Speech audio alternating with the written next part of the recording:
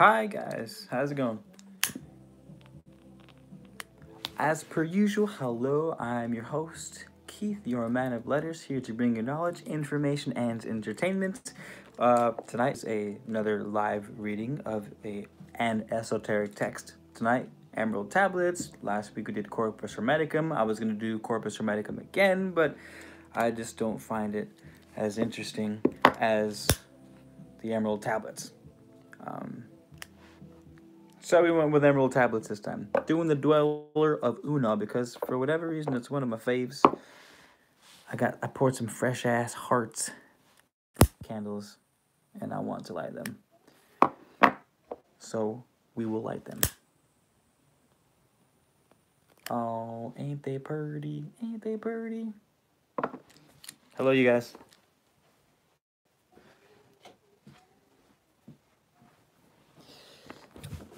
Blessings, blessings, all the blessings in the world. I meant to come on earlier tonight. Oh, by the way, again, if you're watching this video after the live, you're probably going to have to fast forward to about 10 minutes before I actually start reading, because it usually takes me about 10 minutes or so to start reading. So if you're in here now, feel free to get yourself some water, some snacks. Ow, fuck, I just burned myself. Light your own candles. Don't burn yourself. Self-elevation, how's it going? Son of Earth and Sky, nice to see you. I haven't been putting out too much content. Been busy doing... The business is going well, so I've been making hella orders, which takes a lot of time. Who would have thought? Starting a business takes a lot of time, but it takes a lot of time. And life has just been doing the thing, so... Happy to be here with you guys doing another live. Of course, my dad leaves me an audio message, and I can't hear it because I just started the live.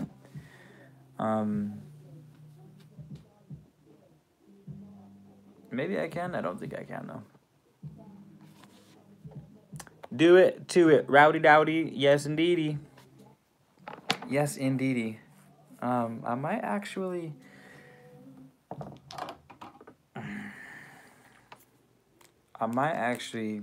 go get a glass of water because I'm thirsty as fuck.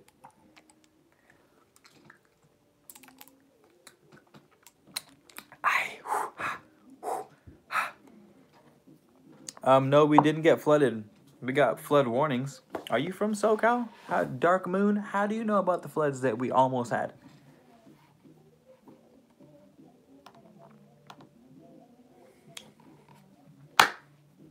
I hope you get some people in here. I started kind of late tonight. I got caught up watching a Jordan Peterson interview, and I was in it. I was in it. I got sucked in.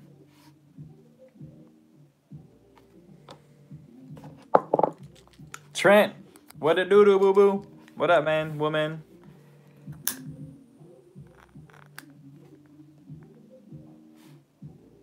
Oh, yeah. What up, you guys? Nice to see you. Missed you guys. It's been a while. I'm going to get a glass of water. My bad. I should have done this before the video. I know, but I'm going to get a glass of water.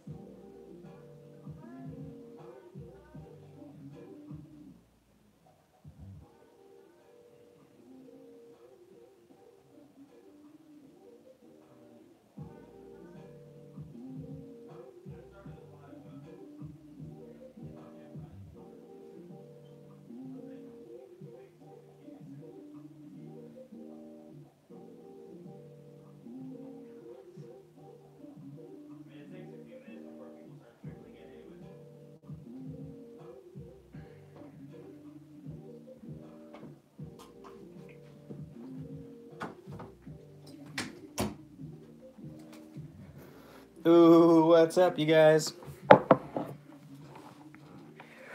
eventually what I want to do is, I'll probably in the next like week or so, consider it a business expense, buy myself like a really nice bottle of whiskey or gin, like a really nice bottle, and like sip on it during the lives, all Man of Letters esque. You know what I mean?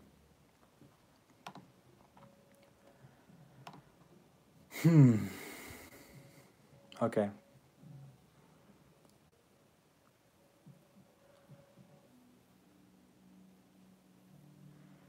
All right, you guys. So are you stoked for the Dweller of Unal? It's one of my favorites. It's one of my favorites.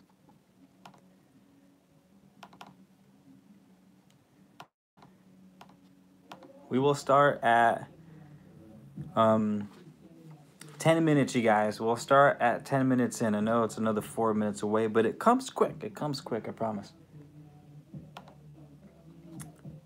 Also, I normally put music in the background, but my sister is fucking bumping right now. Can you guys hear her music in the background? Is that too much? Because it's pretty fucking loud. You guys can't hear her music? Dope. That's good news.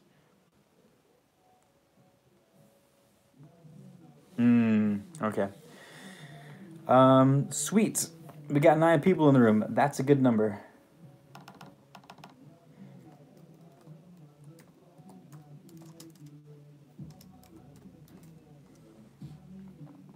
I'm gonna put on the Egyptian neigh. If you guys hear it, awesome.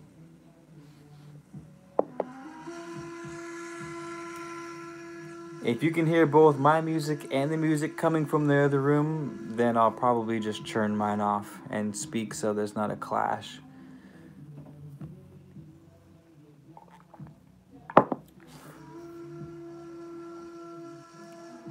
So at any point, if I'm not talking loud enough, if the music's too loud, if something weird's going on, give me a shout out. Yo, Keith, fix your shits. Trying to listen to some Emerald Tablets here, and I'll get you. Let me just pull up the actual text now, so we can get all ready to do some reading. Emerald Tablets of Thoth, Toth, Tahuti. I think it's funny that people argue like, oh, it's Toth, oh, it's Thoth, like, it's Toth, oh, it's Thoth, when in actuality it was Tahuti, so it doesn't matter if it was Toth or Thoth because the Egyptians didn't call him either one of those things. So, feel free to call him, her, whatever it is, whatever the hell you want.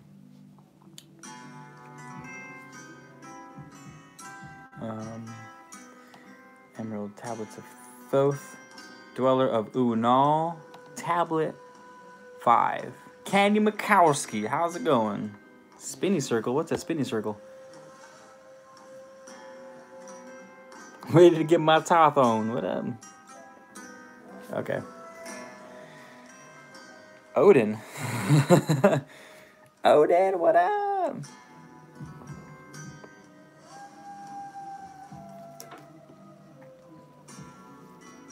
Ooh, you guys, we have 1 more minute until we start the reading. What a doo-doo.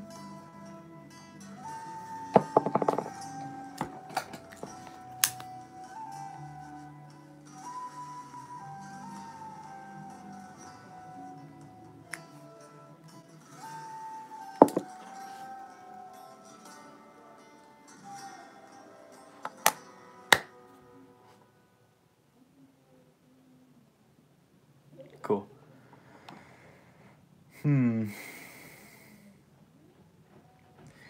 When...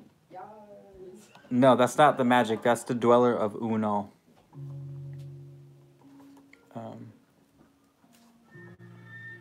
Dweller of Unal. We can do the magic one after. They're gonna go kind of quickly.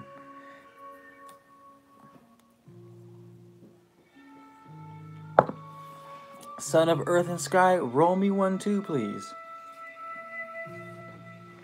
I have a confession. I can't roll joints because I'm just the world's worst stoner ever. And as a party gift, my friend gave me a whole box because she went to a party and they were giving them out just pre-rolled joints, top shelf joints. There's like 30 of them in there, just a cool ass pack. This pack actually, and I just ran out, so it looks like I'm not smoking joints anymore. But okay, we're at 10 minutes. You guys ready to kick this off? Wish my sister would turn down that music, but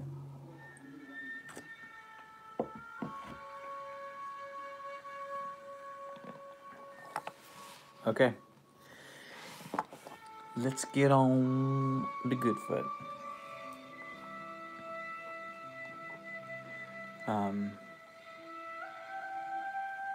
Do your thing, Dark Moon. We'll be here holding fort. Okay.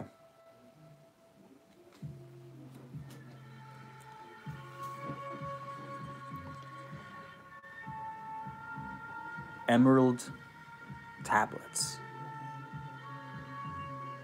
Tablet 5. The Dweller of Unal.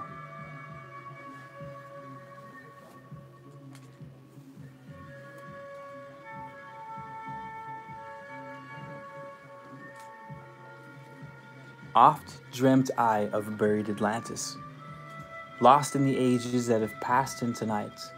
Eon through eon, thou existed in beauty, a light shining through the darkness of night. Mighty in power, ruling the earth, born Lord of the earth in Atlantis day, King of the nations, master of wisdom, light through Suntal, keeper of the way. Dwelt in his temple the master of Unal, lights of the earth in Atlantis' day. Master he from a cycle beyond us, living in bodies as one among men, not as the earthborn, he from beyond us, son of a cycle advanced beyond men. Know ye, O man, that Horlet, the master, was never one with the children of men. Far in the past time, when Atlantis first grew as a power, appeared there one with the key of wisdom, showing the way of light to all. Showed he to all men the path of attainment, way of the light that flows among men. Mastering darkness, leading the man's soul upward to heights that were one with the light.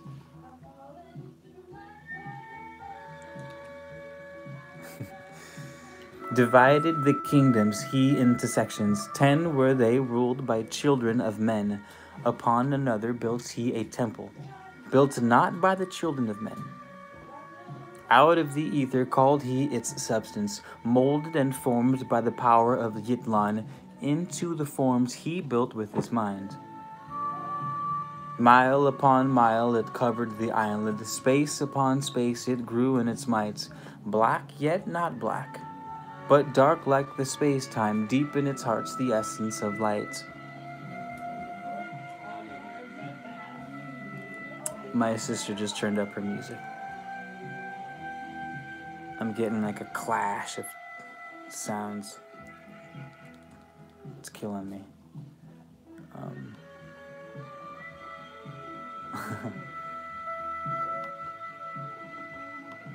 Is it too much? Can you guys hear the music going in the background?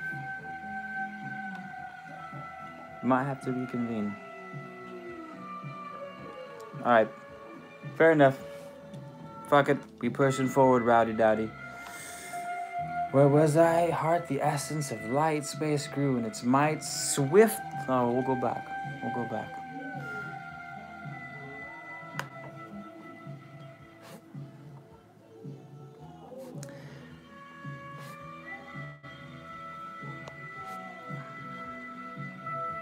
Okay. Well, I lost my spot. Damn. Where were we? Mile upon mile of ether, he called it substance. Mile upon... Okay. Some magical tool that Horlet, so the son, the dweller of Unal, is this Horlet's character, and he used some kind of tool called a Yitlan to form things with his mind. So we get this idea that there's some type of tool. This isn't the commentary. We'll do the commentary after. We will continue on. Out of the ether he called it substance. Mile upon mile it covered the land. Space upon space it grew in its might. Black, yet not black, but dark like the space-time. Deep in its heart the essence of light. Swiftly the temple grew into being, molded and shaped by the word of the dweller, called from the formless into a form. Builds he then within it great chambers, filled them with forms called forth from the ether, filled them with wisdom called forth by his mind. Formless was he within his temple, yet he was formed in the image of men, dwelling among them, yet not of them. Strange and far different was he from the children of men. Chose he then from among the men 3 who became his gateway. Chose he the 3 from the highest to become his links with Atlantis. Messengers they who carried his counsel to the kings of the children of men. Brought he forth others, and taught them wisdom. Teachers they to the children of men. Placed he them on the island of Unal to stand as teachers of light to men. Each of those who were thus chosen, taught must he be for years 5 and 10. Only thus could he have understanding to bring light to the children of men. Thus there came into being the temple, a dwelling place for the master of men. I, Toth, have ever sought wisdom, searching in darkness and searching in light. Long in my youth I traveled the pathway, seeking ever new knowledge to gain, until after much striving, one of the 3 to me brought the light. Brought he to me the commands of the dweller, called me from the darkness into the light. Brought he me before the dweller, deep in the temple before the great fire.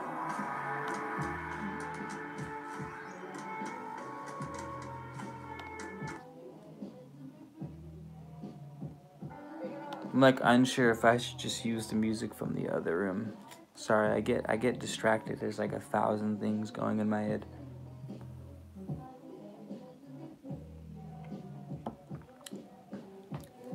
We're gonna keep mobbing.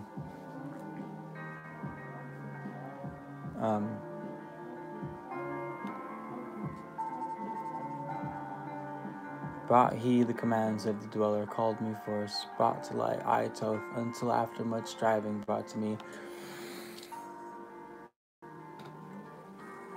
Okay, one of the 3 bringers of light that were counseling with Horlet brought light to Thoth himself. And that's where we're at. Brought he to me the commands of the dweller, called me from the darkness into the light. Brought he me before the dweller, deep in the temple before the great fire. There on the great throne beheld I, the dweller, clothed with light, and flashing with fire, and down I knelt before that great wisdom, feeling the light flowing through me in waves. Heard I then the voice of the dweller, O darkness, come into the light. Long have you sought the pathway to light. Each soul on earth that loosens its fetters shall be soon made free from the bondage of night. Forth from the darkness have ye arisen, closer approached the light of your goal. Here ye shall dwell as one of my children, keeper of records gathered by wisdom, instrument thou of the light from beyond.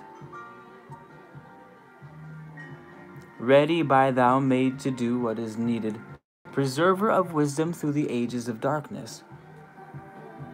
that shall come fast on the children of men. Live thee here and drink of all wisdom. Secrets and mysteries unto thee shall unveil.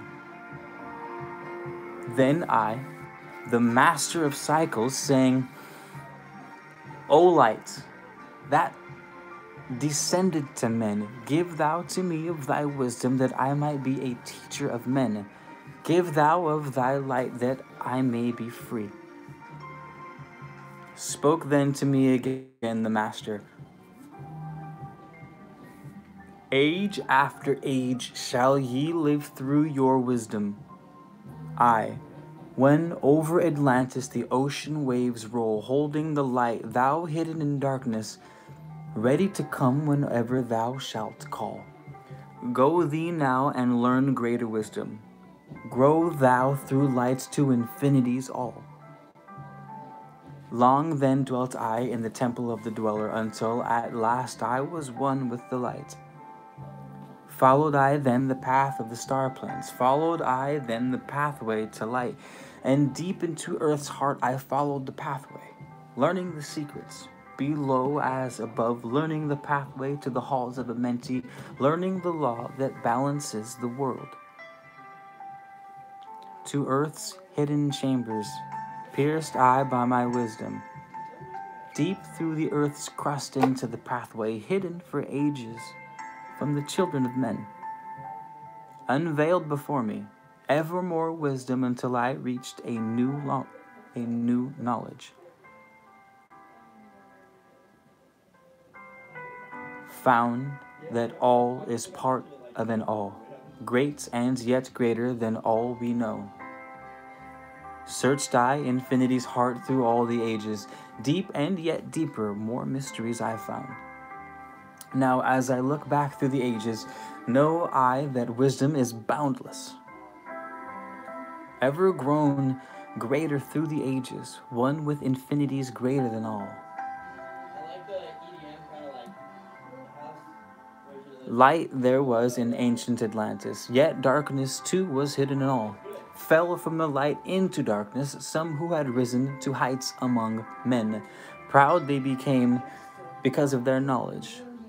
Proud were they of their place among men, and deep delved they into the forbidden, opened the gateway that led to below.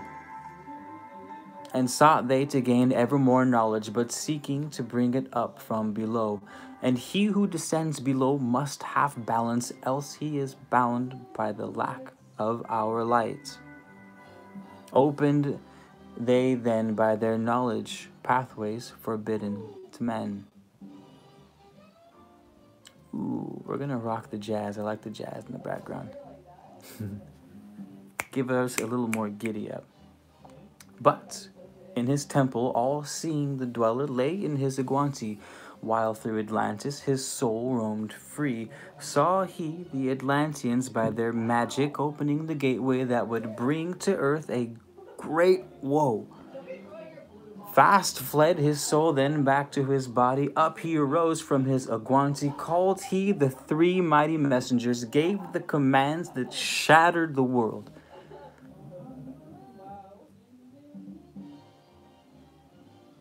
Deep neath earth's crust to halls of Amenti swiftly descended the dweller. Called he then on the powers the seven lords wielded, changed the earth's balance. Then down sank Atlantis beneath the dark waves, shattered the gateway that had been opened, shattered the doorway that led down below. All of the islands were shattered except Unal, and part of the island of the sons of the dweller. Preserved he them to be the teachers, lights on the path for those to come after, lights for the lesser children of men. Called he then I, Thoth, before him, gave me commands for all I should do, saying, take thou, O Thoth, all of your wisdom. Take all of your records, take all of your magic, go thou forth as a teacher of man. Go thou forth reserving the records until in time light grows among men. Light shalt thou be all through the ages, hidden yet found by enlightened men. Over all the earth give we ye power, free thou to give or take it away. Gather thou now the sons of Atlantis, take them and flee to the people of the rock caves, fly to the land of the children of Chem. Then gathered I the sons of Atlantis. Into the spaceship I brought all of my records, brought the records of sunken Atlantis. Gathered I all of my powers, instruments, many of mighty magic. Up then we arose on wings of the morning, high we arose above the temple, leaving behind the three and the dweller. Deep in the halls neath the temple, closing the pathway to the lords of the cycles.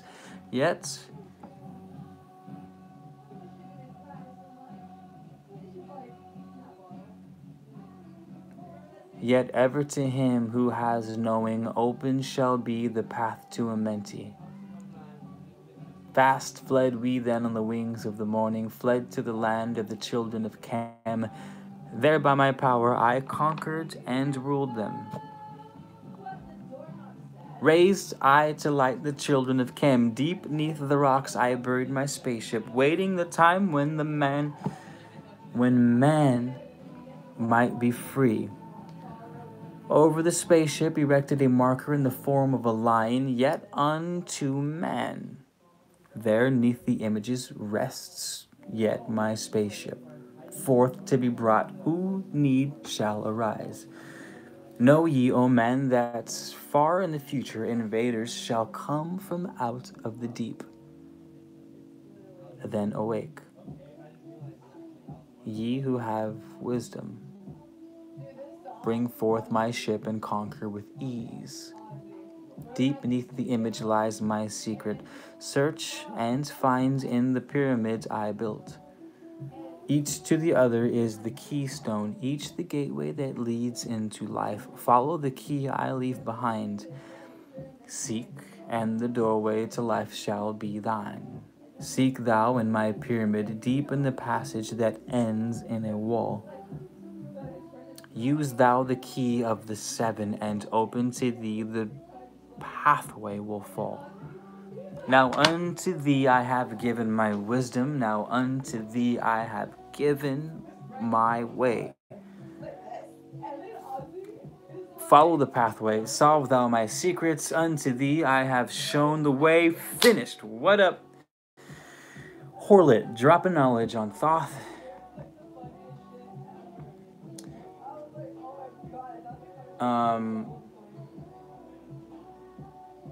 Yeah.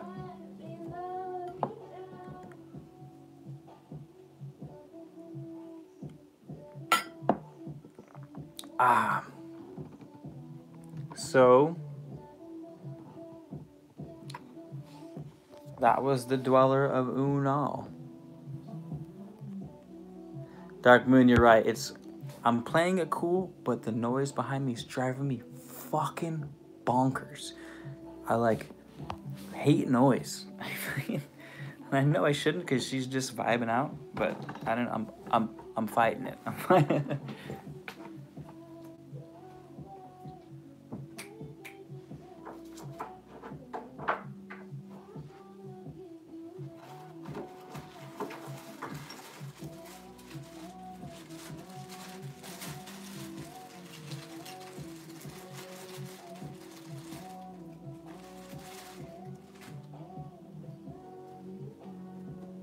Boom, boom, boom, boom. Nice, you guys. I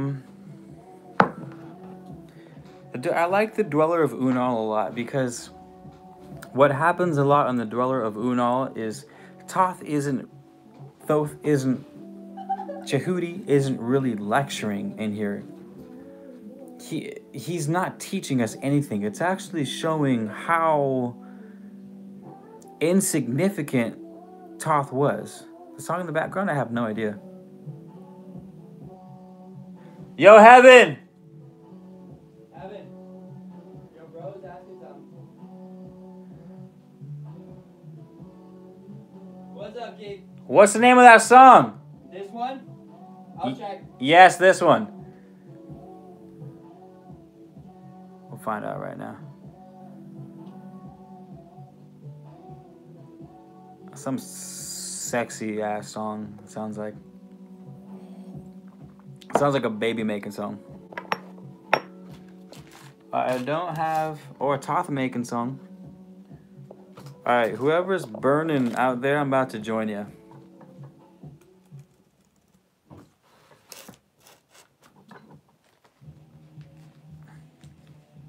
Damn, now she's putting on hard rock. My sister's all over the place. She goes from like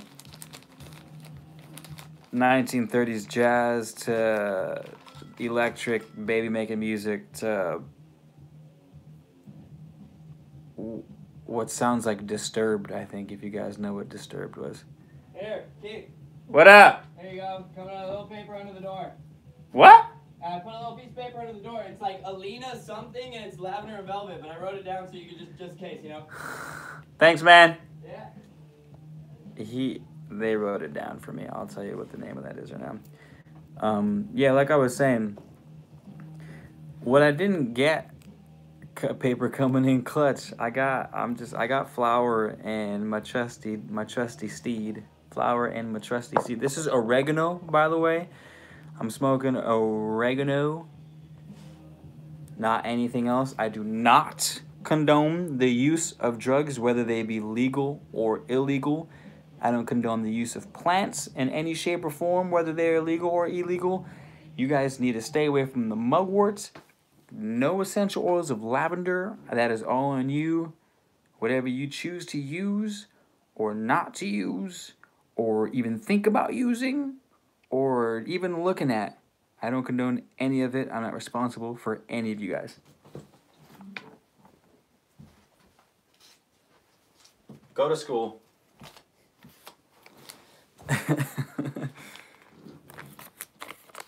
They wrote the song name down for me on a piece of paper. So whoever was asking, Alina B. Oh, Lavender and Velvet. What are the odds of that? I was just talking about lavender, and that last song was called Lavender. You know what? Don't fuck with my music. Fucking with my emotions. What the fuck is that? All right, y'all.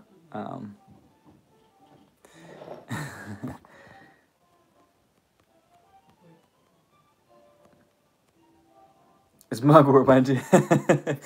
I've got more. You know what's really cool, you guys? I just found out that we have California mugwort growing. And it's still mugwort, true mugwort, Artemisia californica, California, Artemisia, which is mugwort, and then there's Artemisia vulgaris, which is the witchy one that everyone talks about. But that doesn't grow native to where I live. This does, though. So I have just an endless amount of mugwort. Cool. So now that we did the reading, what's up, you guys? Any notes? You guys, like, we just learned that Thoth was like very insignificant. So the dweller of Unal, if you guys are wondering who the dweller of Unal is, it's Horlet. Horlet is born of light. It says in here he was not chilled. So the where we at? Not as of the earth born, he from beyond us, son of the cycle, advanced beyond men. No, ye Horlet the master was never one. So children of men is referred to as an earthbound. And I'm not sure, but I think that has a lot to do with Adam. I think there's correlations between the Sumerian text, which is Enlil and Enki, when they created man, basically. Adam, first original man. I think that's what they mean in here by the children of men. Earthborn. I know you. Now she's listening to oldies. Oh no, she's not. I think it's a remix. At first I thought it was infatuation, but oh, it's lasted so long. At times I find myself wanting to marry you and take you home. Whoa, whoa, oh, you.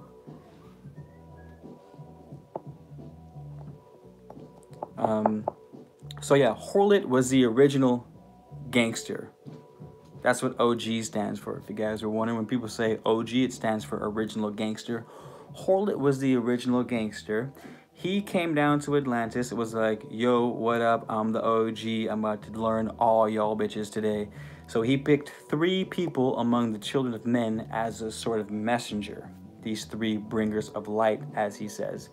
And then Toth says that he was actually in the darkness. I don't know where it was. I probably should have taken notes.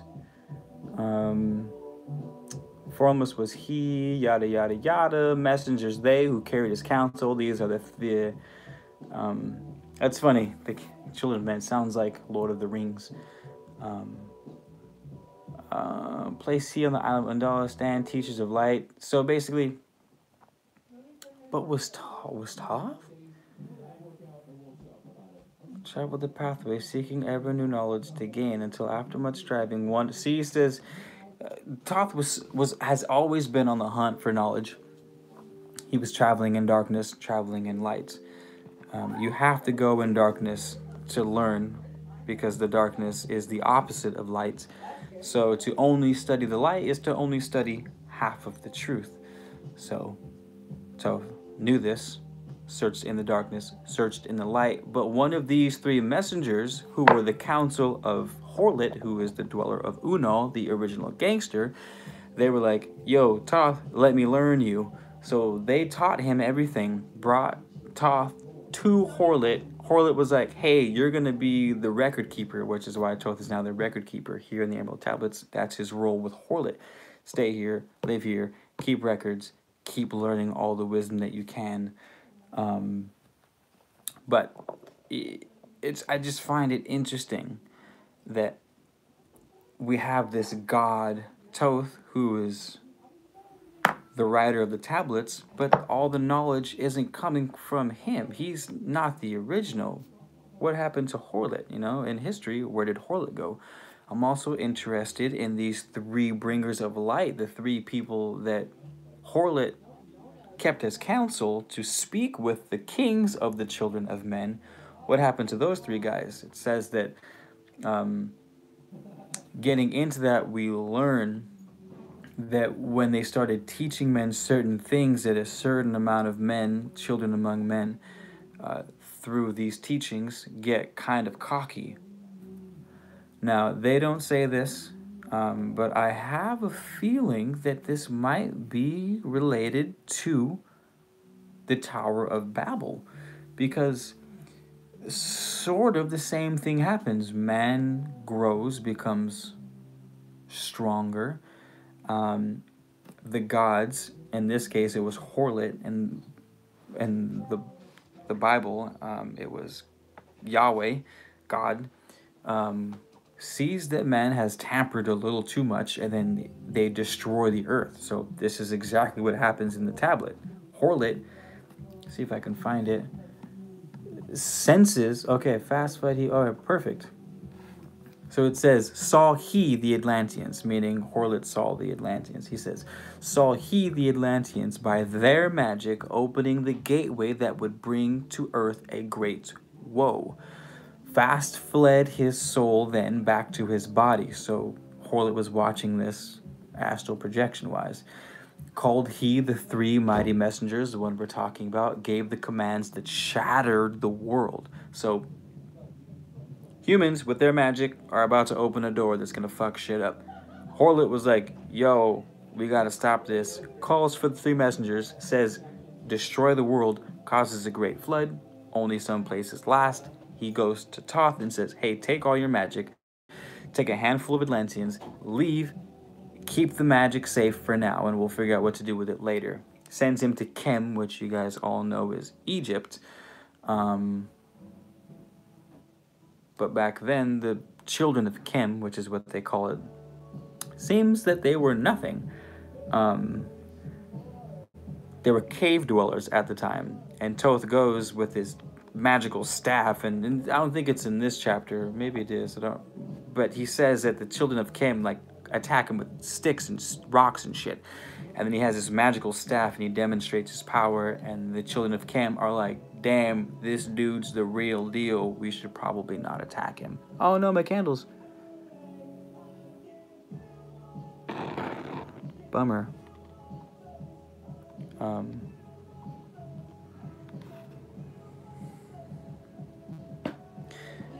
Where was I? Oh yeah. So he goes to Egypt.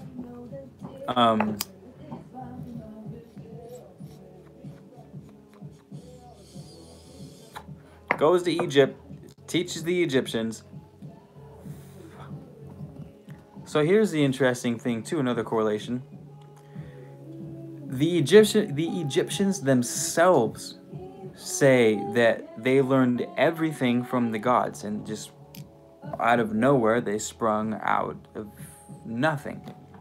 They don't take credit for the pyramids, the Sphinx, their writing. They don't take credit for anything. They say the gods brought everything, and now we have this text saying, "Hey, take the children of Kim all this information and teach them." So that's basically what the Dweller of Unal is, and the reason why I picked this is to sort of get a realistic impression of Thoth as not this all-knowing, all-powerful deity that was the original and figured everything out. It's like, no, that wasn't the case at all. Thoth was actually, I mean, he had status because he was an Atlantean, so everyone in Atlantis was further than the rest of the world. But he was found by one of the three messengers of Horlet. They took him to Horlet, and then they taught him everything. So you have this story of man traveling from searching the abyss to meeting his bringers of light, to meeting the original god, which is Horlet, the Dweller of Unal, and then teaching the rest of the world, which is incredible, because it shows that there's someone even higher than Thoth out there. Thoth talks about traveling the world and moving from circles to circles and how to astral project and leave your body and all these amazing things, and teaches you about going from cycle to cycle without getting eaten by the fucking hounds that guard the gates, that don't let anyone pass who's not worthy, and they snatch their soul and hold on to it until the end of that time cycle, right? Fascinating. Like, he's just laying information and knowledge on us. What I see from this, what I get from this, is that what if in the grand scheme of the existence of creatures, period, in the universe, Thoth is like a powerful god to humans, but what if he's just a speck in the universe as far as, like, what if Thoth is like Mace Windu, but there's still Yodas out there who are like 1,000 times stronger and gangster and OG. We have no clue because we're so far down. I don't know. Shit keeps me up at night. I gotta catch up with your guys' comments now. Son of Earth and Sky, mark the milestones, the serpent bear and the harp. Thank you for that.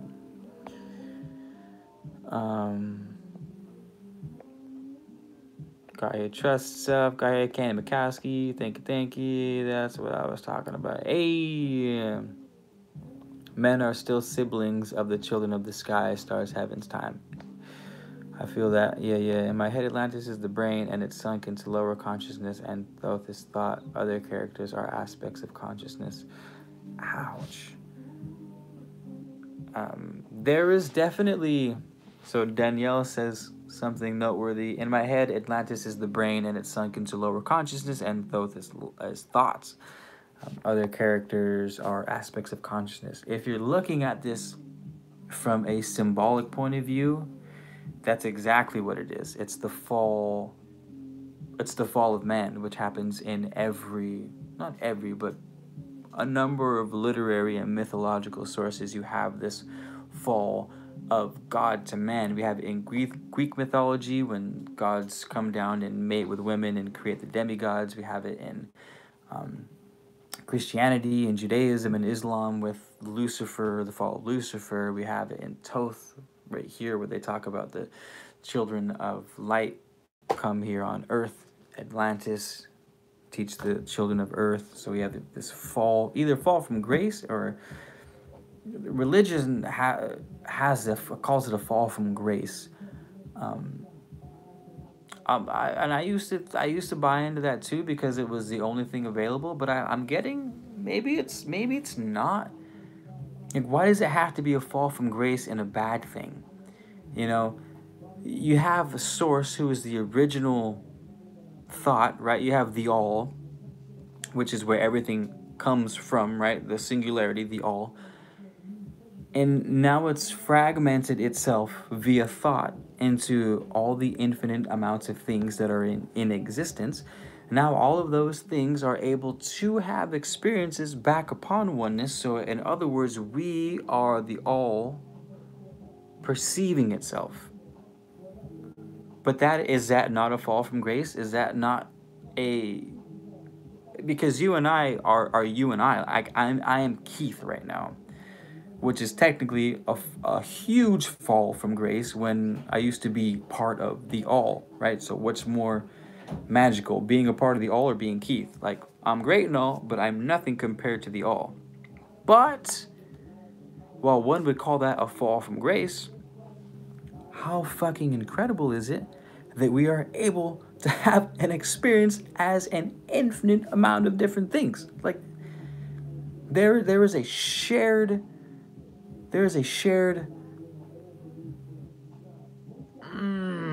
perception among all things in existence, because there is a intangible energy field, conscious energy field that pervades everything, which means that conscious, meaning it can perceive, is existing in all things at once. So it is able to have all these experiences simultaneously, which we literally cannot fathom.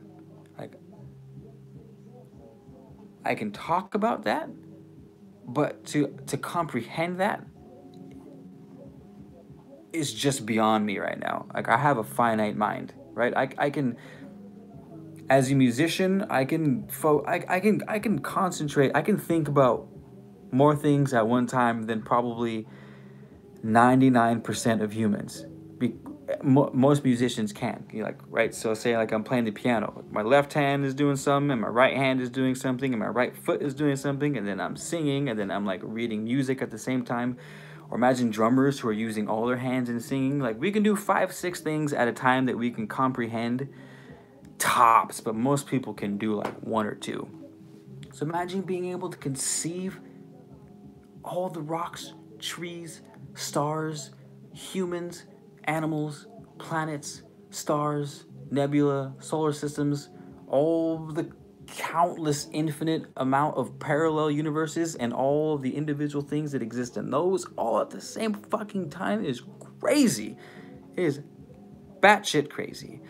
And some people call that a fall from grace, right? Because you have to have this experience, you have to leave oneness. You have to create this illusion of separation to have all of these experiences.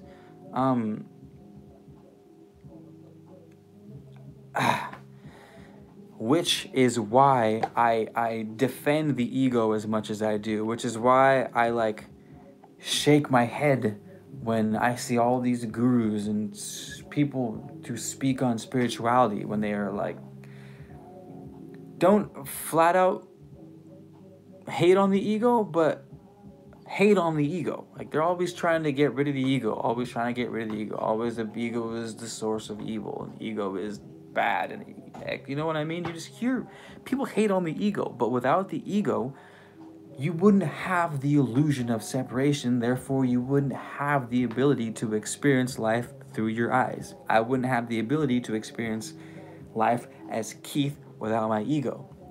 So the ego, while being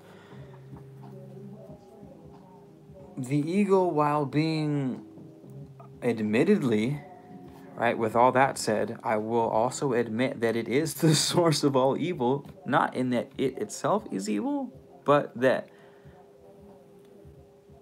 evil,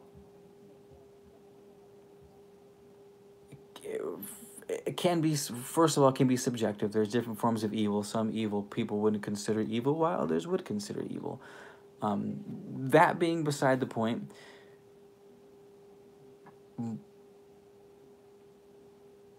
that's being separated from oneness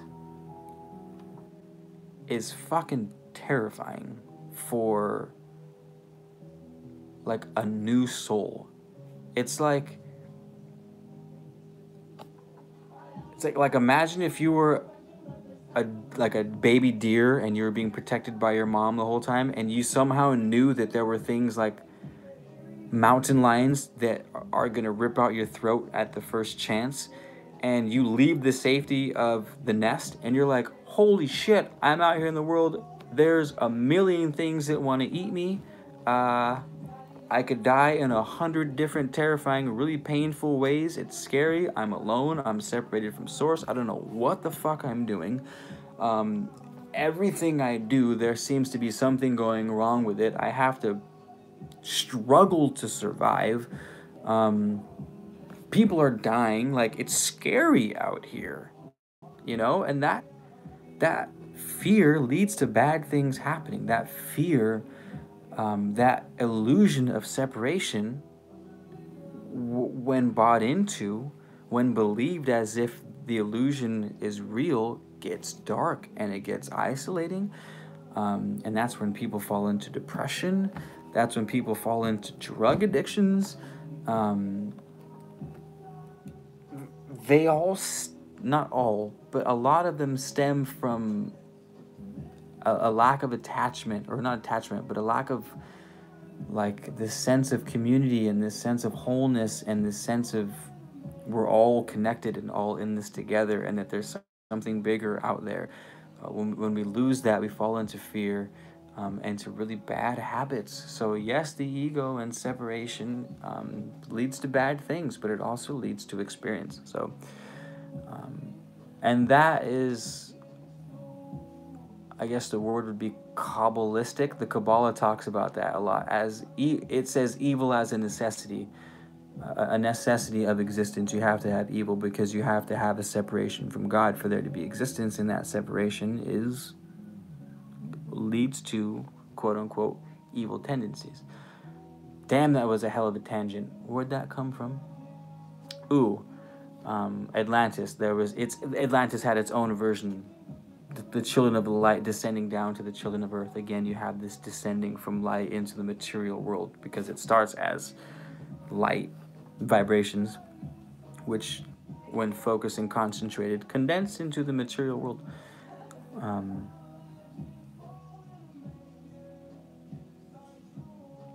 Yeah. Well, that's that. Shall we read? It's almost 10. I unfortunately have work tomorrow, which is a fucking bummer. So I can't run the live too much longer, or I'll feel like shit in the morning. But we can probably rock one more tablet if you guys are down. The next is the Key of Magic. That might be pretty interesting. It's kind of long, though. Also, if I miss any comments that are noteworthy and that you guys want me to answer, even if it's not your own comment, just retype it so I don't overlook it.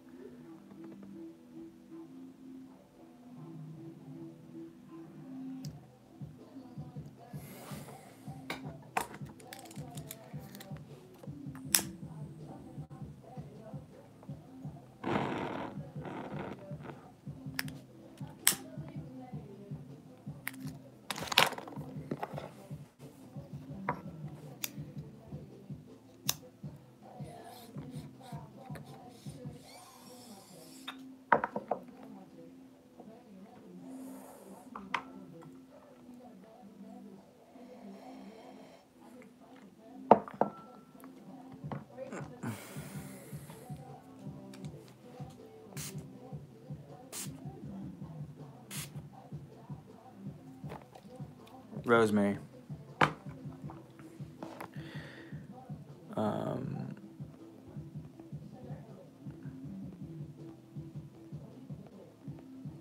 damn, you guys are busy with the comments. I'm trying to catch up with them.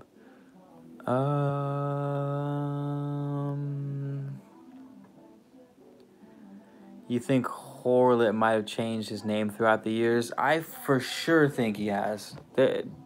If there's one thing that happens through the years, names change. So maybe Horlet is goes by a different name now.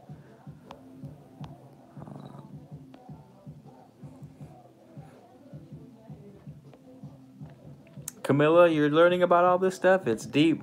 We go deep out here. Everyone say hello to Camilla if she's still here. Welcome to the fam. If there's anyone else new here, by the way, say hello because it's nice when like you guys start talking to each other and get to be homies because then we create a little abode and it just feels nicer for everyone that way.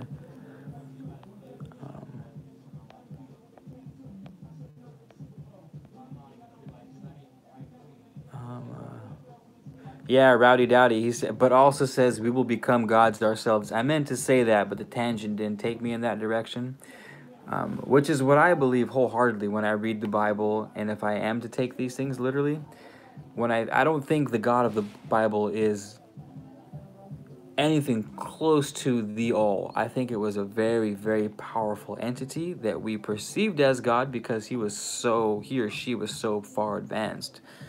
So and I believe that we will be like gods, just like Toth says, which is pretty amazing.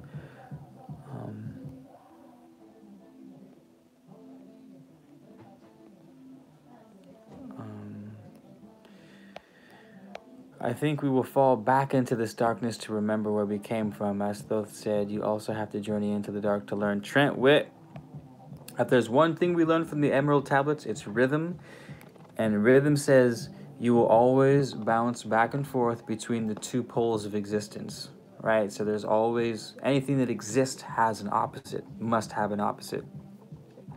Experience will always shift from the positive side to the negative side, or the left to the right, whatever. So yeah, we will absolutely forget, and then we will remember, and then we will forget. I guess the key is to, while we can't avoid the swing, right? You'll always have a swing. You'll always have a rhythm going, in this case, forgetting and remembering. The goal is to make sure that we rise during the swing. So what would be a good example of that? Good example could be money. Your swing could be, you could have a lot of money one day and have not that much money a few months from now. Something happens, you don't have a lot of money. That's always going to happen. You're always going to have more money unless you always have a swing. I'm up, I'm down. But the goal is to, instead of swinging from having $1,000 in my bank account to $100 in my bank account, we have a swing that goes, I have $500,000 in my bank account to, I just swung to $150,000 in my bank account. It's like, it was a huge swing, but I'm still up 150 grand, which is, again, not avoiding the swing, but rising above it. And we do that in all aspects of life. The goal is to, we can't stop the swing, but we can rise above the swing.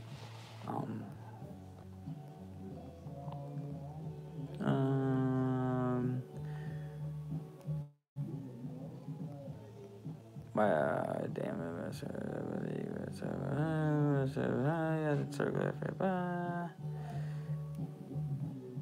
I think we've, damn, there's so many comments. This is great. More fractals. Trent makes me think of nesting dolls. Yeah, wait, are those the same? Are nesting dolls the same thing as Russian dolls? Otherwise, I don't know what nesting dolls are. You'd have to square the circle to figure it out. You'd have to square the circle to figure it out, Danielle. I like that analogy. That's great. Yeah, Trent, I get shit for it too. The reason why we get shit for backing up the ego is because the ego has been demonized, and the ego can be a terrible fucking thing. Like, don't get me wrong. An out of control ego will destroy, and has destroyed the planet, I'm sure, before. But again, you dissolve all egos in existence, you dissolve existence, and you're back to oneness, infinite and unbounding, which, while is source, isn't. I don't know why this. I don't know why oneness does anything. I'm not sure oneness has a reason, because oneness isn't bound by anything. To be compelled to do something from a want or a desire is saying that something outside of oneness is acting on oneness. And since there's nothing outside of the all, then nothing can act on it, because something something has to act on something, like cause and effect. That's what we learn about the all, is that all laws come from the all, right? Which is what my book is about. Like, all the 7 pillars, the 7 principles of the Hermetic philosophy are the laws that emanate from the all, but those things do not bind the all. It is unbound by anything. It is under influence of nothing other than itself. So it's really hard to get. It's really hard to not go on tangents, you guys. Especially when I'm burning oregano. Just the tangent master. Hello from Georgia. Hello from California, TK.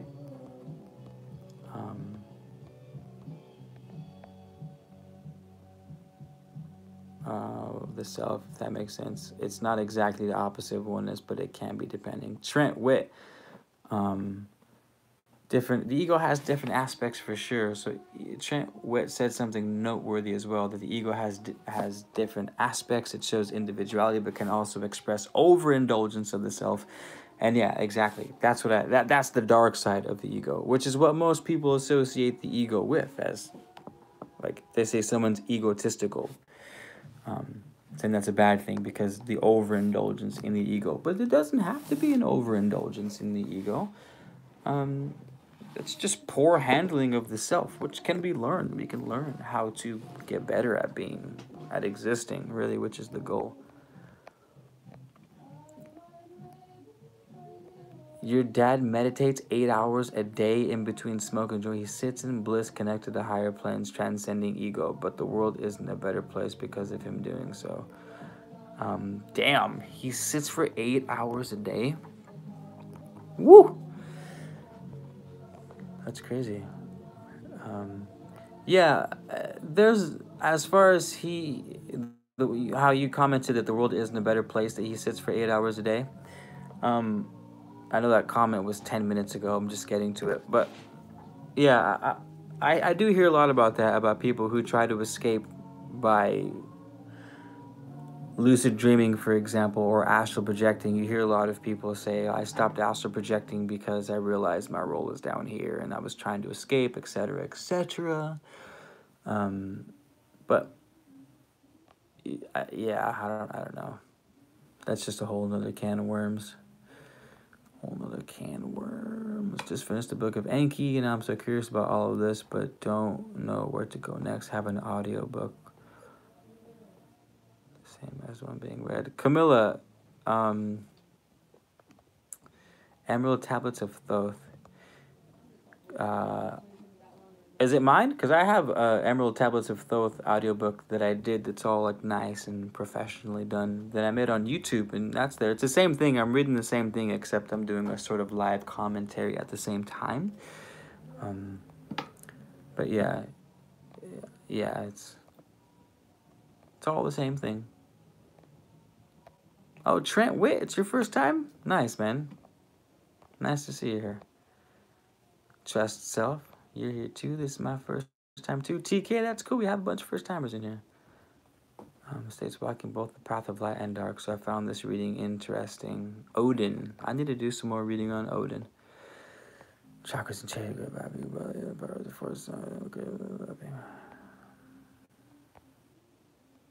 I got $10 now, 0. Dark Moon. Sorry, I'm finally catching up with you guys' comments. But yes, Dark Moon, you can control it to a point with alchemy.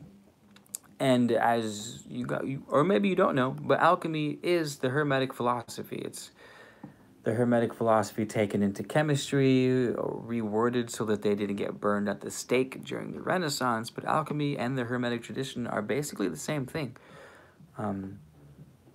Alchemy says is the pursuit of turning lead into gold.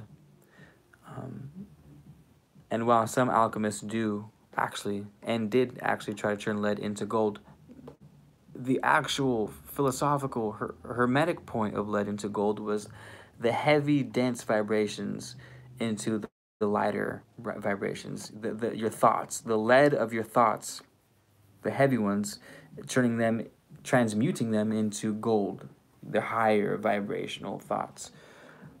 So yes, alchemy is the way to do all the magic.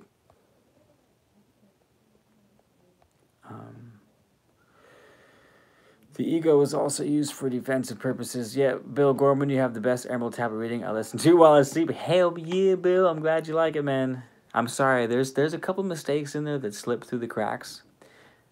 Like in the beginning, going into either tablet 3 or going into tablet 4, I like left out a whole paragraph. I recorded it, but it somehow got lost in the upload, and I didn't catch it until the video had already had 5,000 views or so on it, and I didn't want to restart it because it takes forever for these videos to catch, you guys. The audiobooks I put out don't do well for months, and then they catch. So I thought, I'm not releasing it again. It's going to take way too long to generate views. So I left it in there. So yeah, sorry about that. All right. Well, on the keys, spiritual OG. What keys? What keys are you talking about?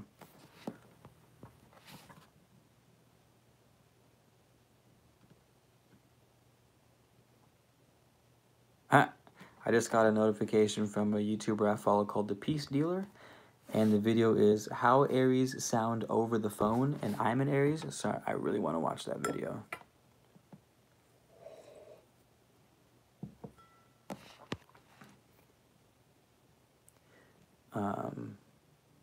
Please expand on the keys, premise. Hey, Bree, what up? I always, well, of course, Aries get along with each other, but surprisingly, I don't have many Aries friends, but I always really get along with them. Really get along with them.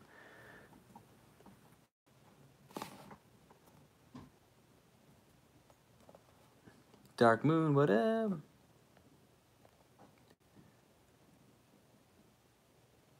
Yeah, I like the music too. I'm definitely a lover of music, and I love audiobooks with music behind them. Like, one of my favorite things to do is listen to Alan Watts with music.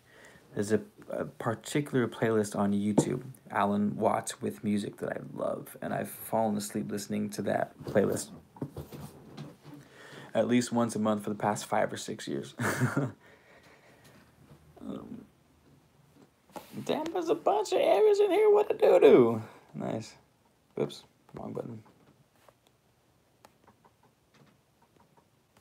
Trent, Cancer, Aries. Nice. Oh, it's 10:11 right now.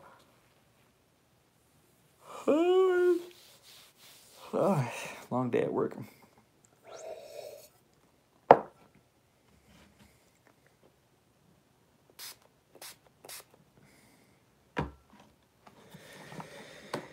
Okay. Bill, last day of March. Nice. March Aries. I caught the tail end of the Aries. I'm the 13th of April. Ow. Ah. Also run out of water.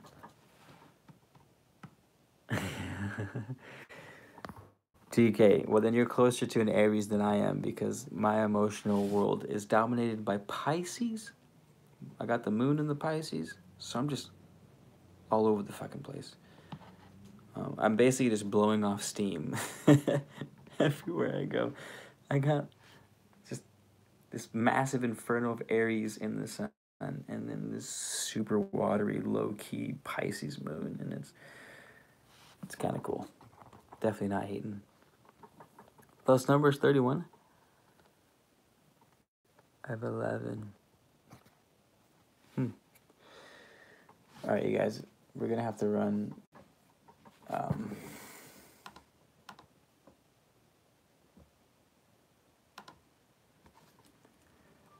What's a good?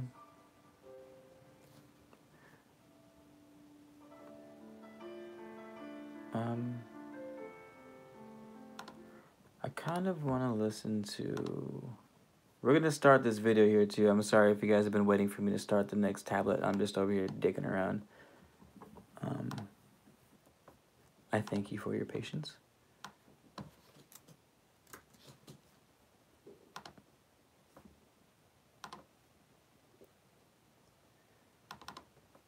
Also,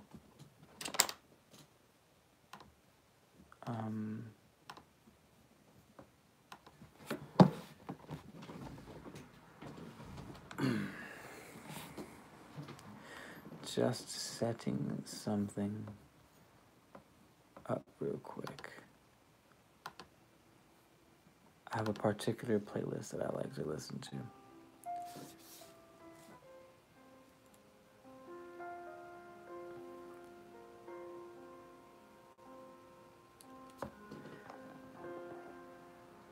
Chakras and Chasers, another jam session? I don't know, we can do it tomorrow maybe. Sleep to the Sound of Space? Damn, that's gangster too. I'll do Keep Time. Well, unfortunately, I have work tomorrow morning, so I definitely don't have 6 more hours to burn. Though I wouldn't mind it, I really wouldn't. As long as I had plenty of oregano and water, maybe some whiskey.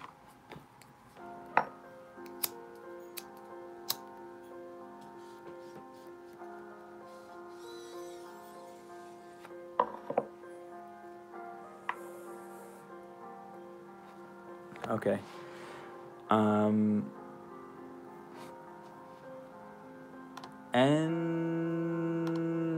we're gonna do the Key of Magic.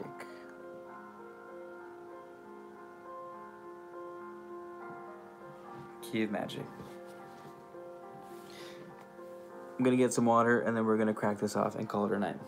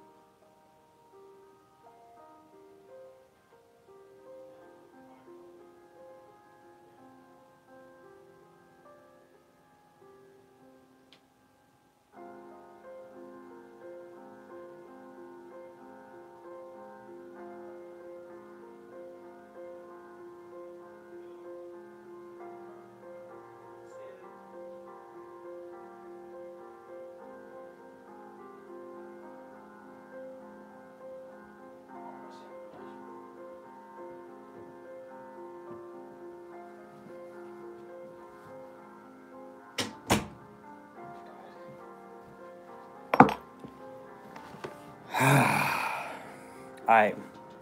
Cool. The Sagittarius needs to sleep after the Key of Magic. The Sages are the ones I never meet. You elusive Sages are just like unicorns. Tomorrow I'm working.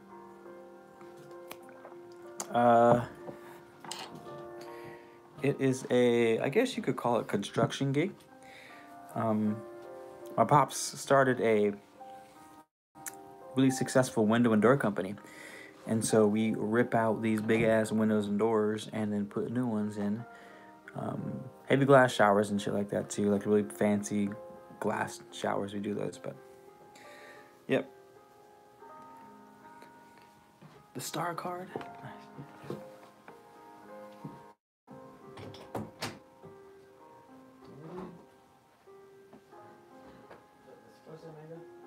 You guys got out of that? Yeah, I have one. Oh, it's my dog. Really? Yeah. It had a little bottom part on it, but the glue fell off. I fell off one day all random, and I tried to freaking hot glue gun it, and the hot glue gun just torn off like literally within 2 hours of it already fully dry. I let it dry overnight, and it sewed it off. Oh. Okay, you guys. If any of you are curious, if you have Spotify, there's a public playlist called Peaceful Piano, and it's fucking amazing. It's what we'll be playing for the background to the Key of Magic. I'm really excited. I feel like I had this idea in my head of a dream home that's on the cliffs overlooking the ocean, like somewhere in Northern California, maybe along the Big Sur coast, and this music's playing. I have like my baby grand piano, and I'm just getting it. Misty, love that misty ass ocean kind of. Wow, shit. Cool. Anywho, tablet 6.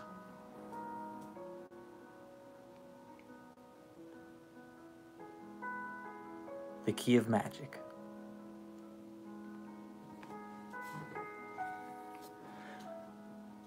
Hark ye, O men, to the wisdom of magic.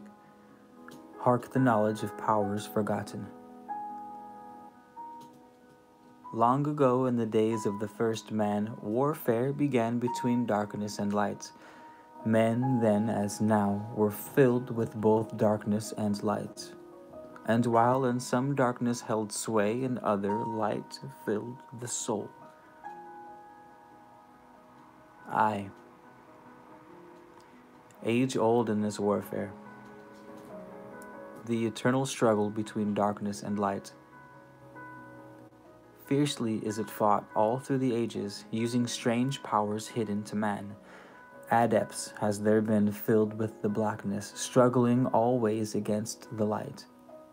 But others there are who, filled with brightness, have ever conquered the darkness of night. Wherever ye may be, and all ages and plains, surely ye shall know the battle with night.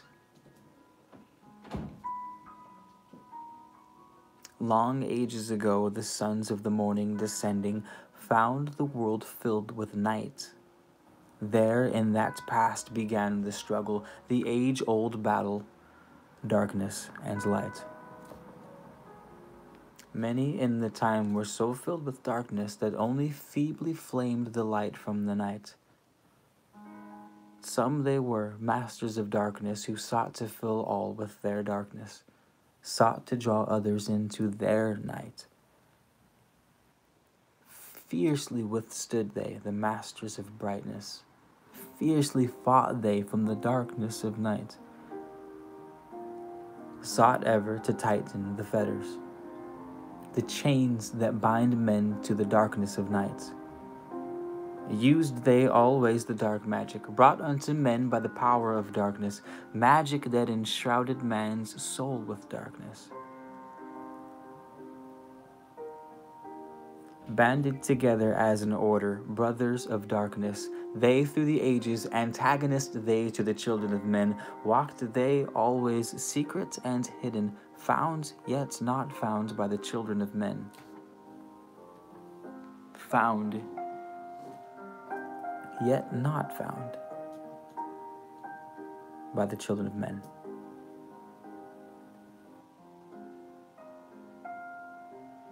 Forever they walked and worked in darkness, hiding from the light in the darkness of night.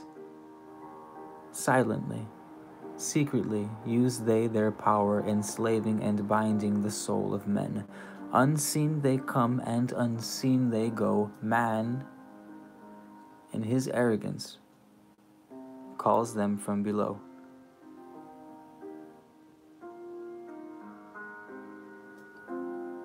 Dark is the way of the dark brothers travel.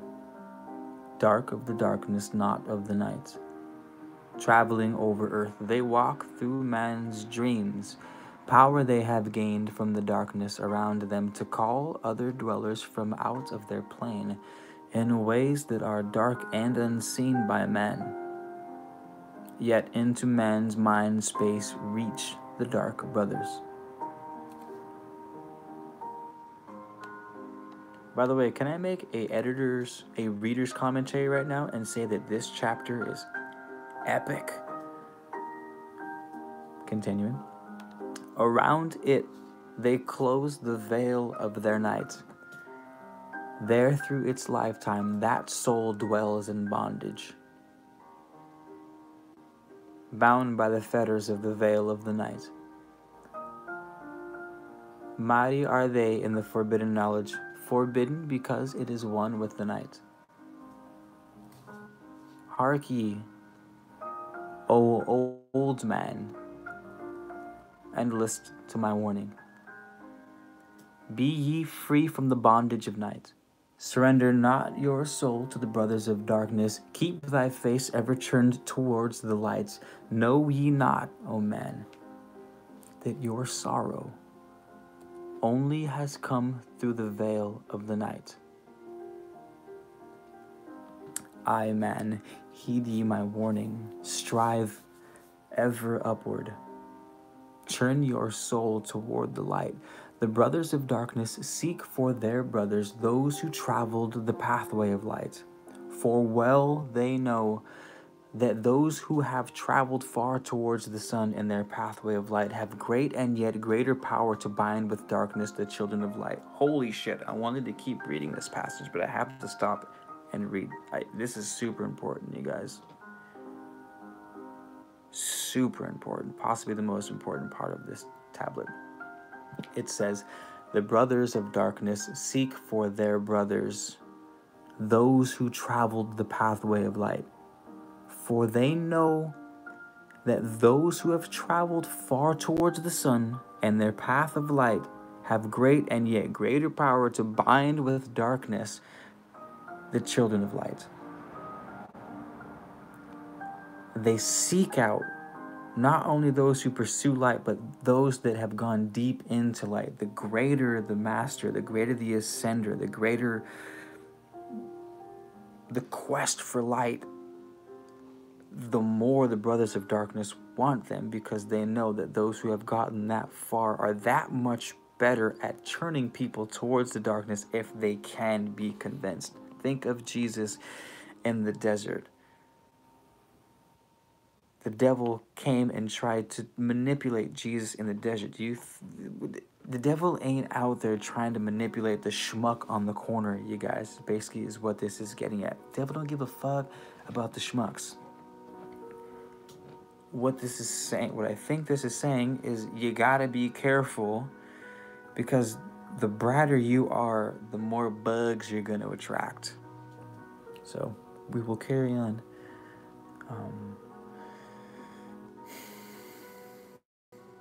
List ye, O man, to he who comes to you, but weigh in the balance of his words be of light. For many there are who walk in dark brightness, and yet are not the children of light. Easy it is to follow their pathway, easy to follow the path that they lead, but yet, O man, heed ye my warning. Light comes only to him who strives. Hard is the pathway that leads to the wisdom. Hard is the pathway that leads to the light. Many shall ye find the stones in your pathway, many the mountains to climb toward the light. Yet know ye, O man, to him that overcometh, free will he be of the pathway of light. For ye know, O man, in the end light must conquer, and darkness and night be banished from light.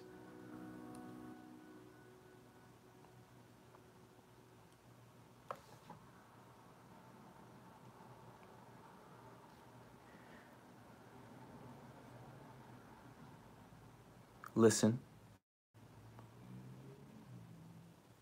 Listen, O man, and heed ye this wisdom. Even as darkness, so is the light. When darkness is banished and all veils are rended out, there shall be flash from the darkness, the light. Even as exist among men the dark brothers, so there exists the brothers of light, antagonists they of the brothers of darkness, seeking to free men from the night. Powers have they, mighty and potent, knowing the law, the planets obey. Work they ever in harmony and order, freeing the man's soul from its bondage of night. Secret and hidden walk they also. Known not are they to the children of men. Now we're speaking about the brothers of light. Secret and hidden walk they also. Known they are not the children of men. Even they have fought the dark brothers, conquered and conquering time without end. Yet always light shall in the end be master, driving away the darkness of night. Amen. Know ye this knowing. Always beside thee walk the children of light. Masters they of the sun power, ever unseen, yet the guardians of men. Open to all is their pathway, open to he who will walk in the light. Free are they of dark amenity, free of the halls where life reigns supreme.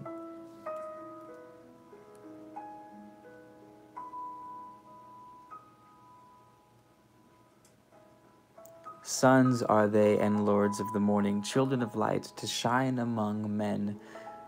Like man they, and yet are unlike. Never divided were they in the past. One have they been in oneness eternal throughout all space since the beginning of time. Up did they come in oneness with the All One, up from the first place, formed and unformed. Given to man have they secrets that shall guard and protect him from all harm. He who would travel the path of the Master, free must he be from the bondage of night. Conquer must he the formless and shapeless. Conquer must he the phantom of fear. Knowing must he gain of all the secrets. Travel the pathway that leads through the darkness. Yet ever before him keep the light of his goal. Obstacles great shall he meet in the pathway, yet press on to the light of the sun.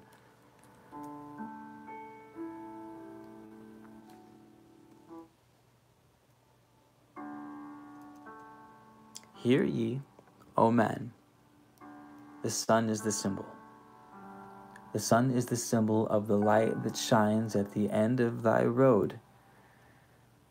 Now to thee I give the secrets. Now to meet the dark power. Meet and conquer the fear from the night. Only by knowing can ye conquer. Only by knowing can ye have light. And before I tell you the secrets, I'm gonna feeling a change in music here. We're gonna go with the Nay again, the OG, if I will, if you'll allow me.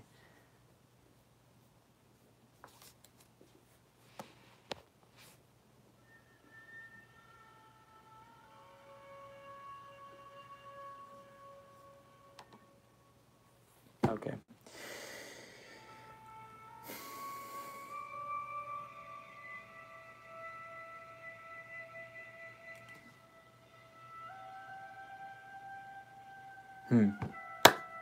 Perfect timing. It's like I knew something was coming up. He's now going to give you guys the secrets. I will now give you guys the secrets. Now I give unto thee the knowledge known to the masters, the knowing that conquers all the dark fears. Use this, the wisdom I give thee. Master thou shalt be of the brothers of the night.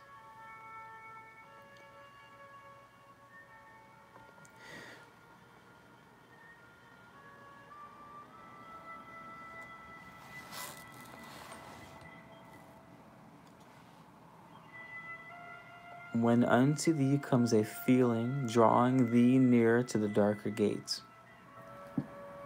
examine thine heart and find if the feeling thou hast has come from within. If thou shalt find the darkness thine own thoughts, banish them forth from the place in thy mind. Send through thy body a wave of vibration, irregular at first and regular second, repeating time after time until free. Start the wave force in thy brain center, direct it in waves from thine head to thy foot. But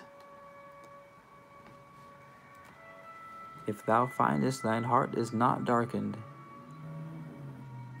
be sure that a force is directed to thee. Only by knowing can thou overcome it. Only by wisdom can thou hope to be free.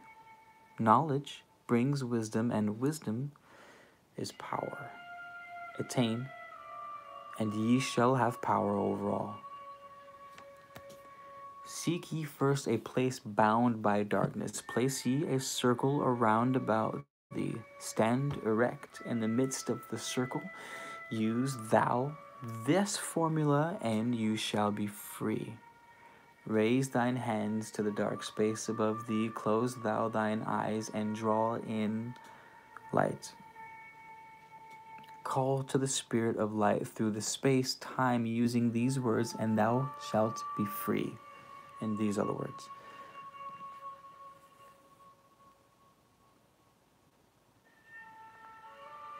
Fill thou my body, O Spirit of life. Fill thou my body with the spirit of light. Come from the flower that shines through the darkness. Come from the halls where the 7 lords rule. And then name them by name. I, the 7, 3, 4, 5, and 6, 7, 8, 9. By their names I call them to aid me, free me, and save me from the darkness of night. Untanas, Puertas, Seattle, Goiana, Huertal, Semvata, Ardal. And by their names I employ thee. Free me from darkness and fill me with light. Know ye, O man, that when ye have done this, ye shall be free from the fetters that bind thee. Cast off the bondage of the brothers of night. See ye not that the names have the power to free by vibration the fetters that bind? Use them at need to free thou thine brother, so that he too may come forth from the night. Thou, O man, art thy brother's shepherd. Let him not lie in the bondage of night. Now unto thee I give my magic. Take it and dwell on the pathway of light. Light unto thee, life unto thee. Sun may thou be on the cycle above.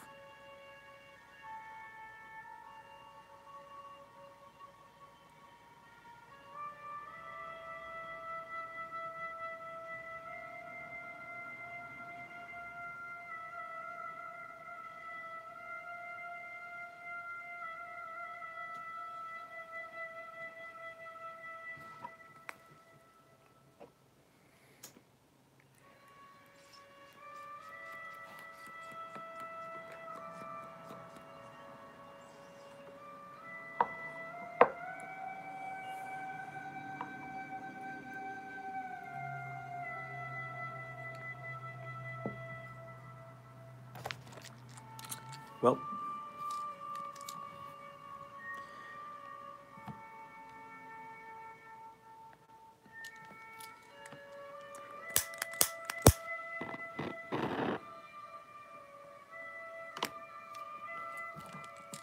So ends Tablet 6, The Key of Magic,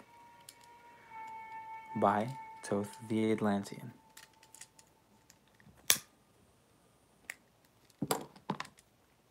As I try to light my candles over again.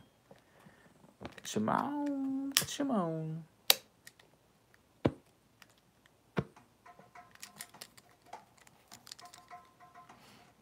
Come on, I can't get this candle lit right now. All right, you guys. Nice, that went by a lot faster than I thought it would.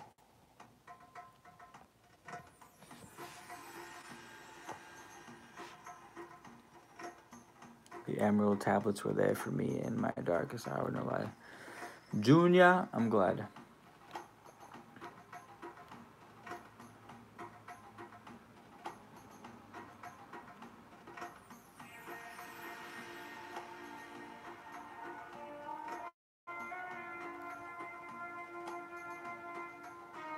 Yeah, the more light you have, the more power to wield darkness, that it becomes a tempting game. Yeah, like imagine like Anakin. They went after Anakin and twisted him into Darth Vader, right? It's just another thing about rhythm, how we were talking about rhythm a little while ago, is that rhythm tends to compensate, which means the swing to one side gives you a pretty good idea of the swing at the other side. Not always, but most of the time, when you swing something really high on the right side, just like a regular swing, it's gonna fly back in the other direction. So if you have someone that's really fucking good at wielding the light, they're gonna be really fucking good at wielding the dark on the other end. Remember, because opposites are the same. So it makes no sense that, or it makes perfect sense, I should say, that the Brothers of Darkness would go after those that are great at wielding the light.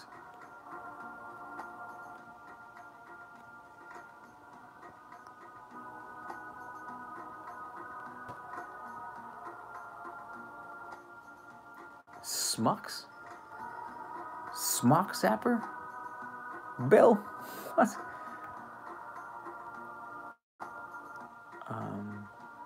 Astral experience. I wrong button. That was exactly what this is saying. I'd be curious in your astral experience. It's something I haven't been able to do yet, and I'm really bummed. Peter Gundry? No, I didn't listen to Peter Gundry, not yet. Sorry. Cool.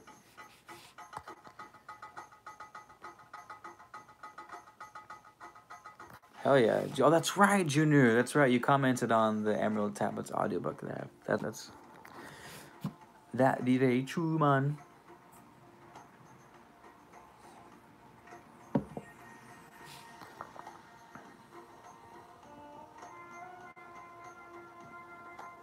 Yeah, that's... I don't know who said it. Someone said it that... who directed Star Wars? Steven Spielberg, right? Who did Star Wars? Why am I drawing a blank on Star Wars right now? Steven Spielberg. For Smucks is bugs. Yeah, perfect. It was Smuck Zapper, absolutely. I think Spielberg directed. It wasn't George Lucas. Fuck. Damn, I blew that. Damn, George is pissed right now. Let's hope George doesn't see this live, because he would be pissed. Anywho, someone was saying that he's been... Well, the thing with what we just talked about, rhythm compensating, you know, there being equal forces on either side, it's just how reality works. So even if you don't follow the Hermetic philosophy, that doesn't mean you don't know the laws. Like, none of the laws in the Hermetic philosophy are news to anyone, especially today. Like, as above, so below, and law of vibration, and law of cause and effect, and the law of polarity. Like those are all, of course, that fucking exists.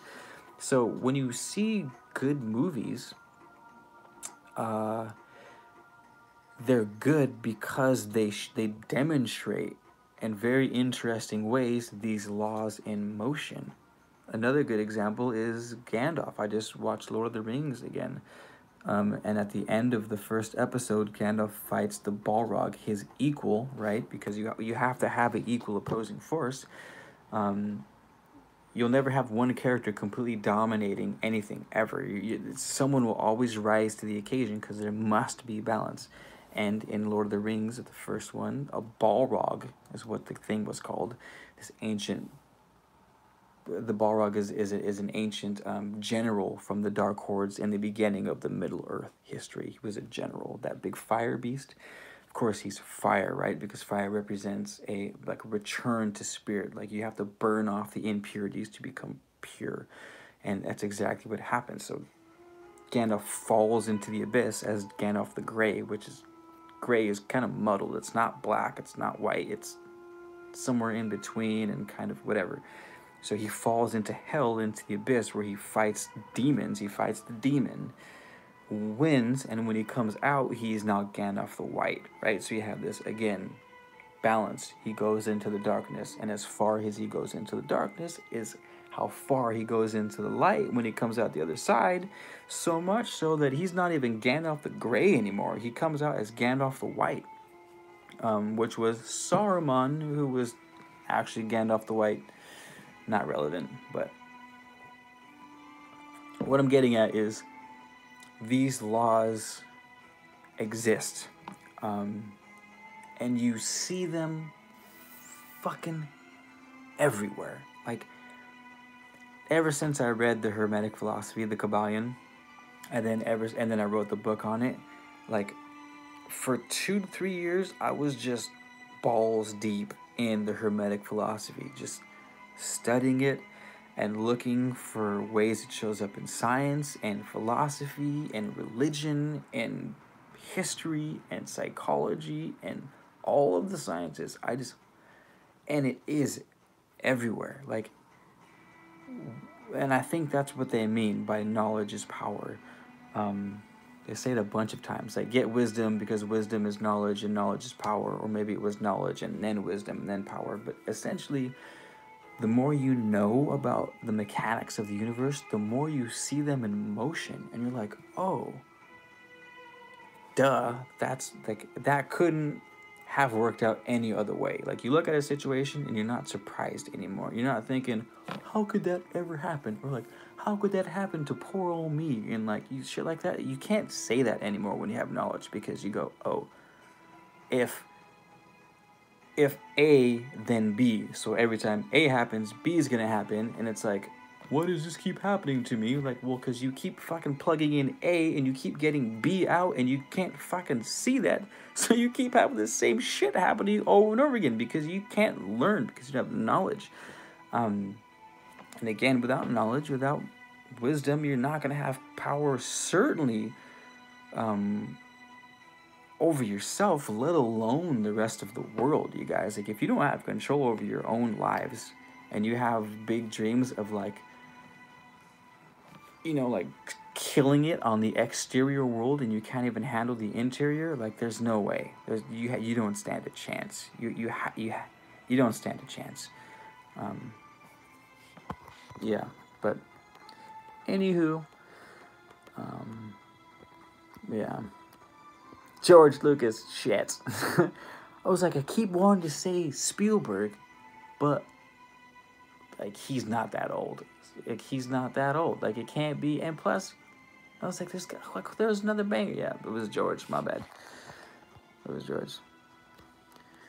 Met a shadow devil with a crown that showed me how one light being can lead so many astray. At the time, I was tripping into darkness, flew me up and showed me the cube and how it works.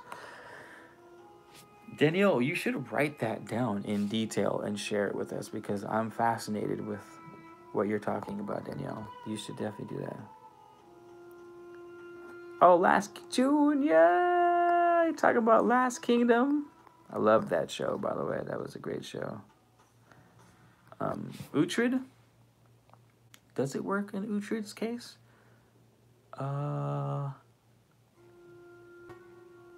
Actually, surprisingly, No. There actually isn't a character. Well, here's the thing. There wasn't a character that arose to match Uhtred, at least in his. Ooh, absolutely it works. See, with Uhtred, if you guys know what the fuck we're talking about, The Last Kingdom is a show on Netflix. It takes place in right when they're coming out of the Dark Ages. So my guess it was like the 8 or 900s AD, and it's the king. One of the kings of England is trying to unite all of England, and then you've got Uhtred, who was an English person that was raised by Danes, and then he grows up to be a Viking, basically, and then comes back to England, like, what up, I'm a Viking now. And they're like, no, you're not, you're actually one of us. And he's like, no, I'm a Viking. And they're like, no, you're not, you're one of us. So he has this internal struggle of, like, who am I? No one wants me anywhere. I'm not a Viking. I'm not a Brit. Like, the classic who am I story. His counterpart, it's phenomenal. Yeah, it's a great show. It's one of my favorites. While there's no characters that arise to meet Uhtred, he has his internal stupidity hinders him, but it's the king actually, because you have the struggle. Uhtred wants to be free, Junior. To answer your question, the character that rises to meet Uhtred, son of Uhtred, is I can't remember the king's name. The king of Wessex. The king of Wessex represents order. Uhtred represents chaos. Like, he's just a Viking. He's caught in between these two worlds. And no matter how successful Uhtred is, no matter how much he does for the kingdom, the king always finds a way to bring him back and get him to vow his allegiance. And so, which is why The Last Kingdom is so interesting, I think, because, like, say Batman, for example, it's obvious. Batman and Joker, right? Or the Penguin, but usually it's the Joker, because Batman represents order, structure, and Joker represents chaos. So they're complete opposites of each other. Equal power. One just represents this side of the coin, the other represents the other. Last Kingdom, it wasn't that obvious. The relationship between the king and Uhtred was actually really well done. Like, they hated each other, but they loved each other. And they did so much for each other, but they held each other back so much at the same time. And it was really well done. It's really well done. I liked it. Alfred, that's right. His name's Alfred.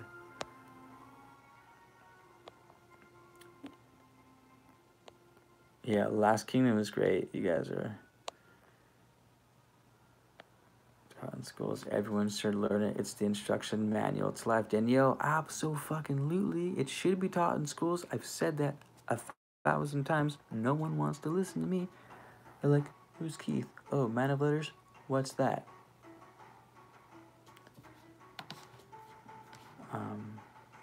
Ancient Egyptian music just popped up on YouTube, and the name of the song is just Thoth.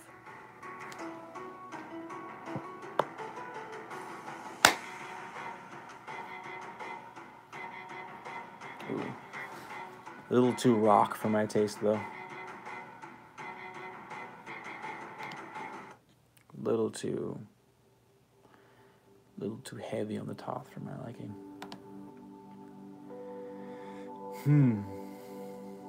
Well,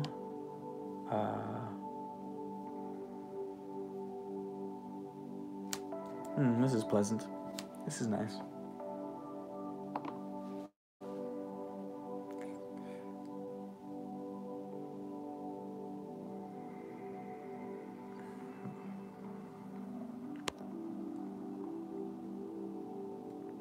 I know, Thoth came in hard. I don't watch TV and spend 3 days watching a whole series. Everyone says they don't watch TV because they don't consider Netflix TV. Everyone's like, I don't watch TV. And then they just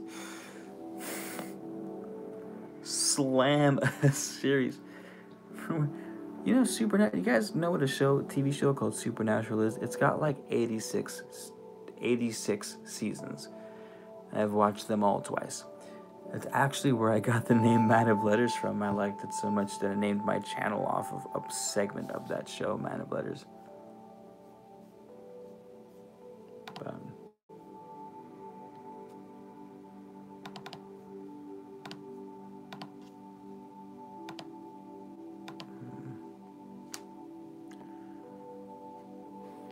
yeah, it's good.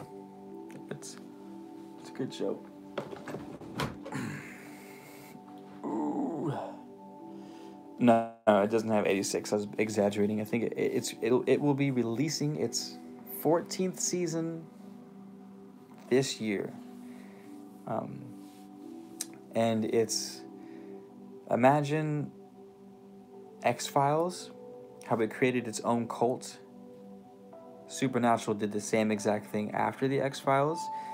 And Supernatural, it's really cool. It has a whole bunch of knockoffs of X-Files, but they do it on purpose, and everyone's meant to get it. If you watch X-Files and Supernatural, it's like cool. Like they use a lot of the same villains, a lot of the same characters, a lot of the same references. They'll make jokes about X-Files without saying X-Files. It's really cool. But it's about two brothers that travel the country fighting the supernatural. I like it. Like, what more could you ask for?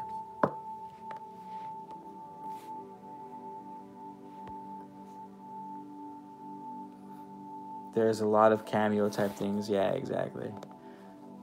Off topic, but do you have or will I be making videos on astral projection? No, I have not. And the reason why is because I tend to not make videos on things that I can't do myself. The only video I made on astral projection was me hating on other YouTubers for putting out tons of astral projection videos, because I don't believe them. Like I just, quite frankly, don't believe them.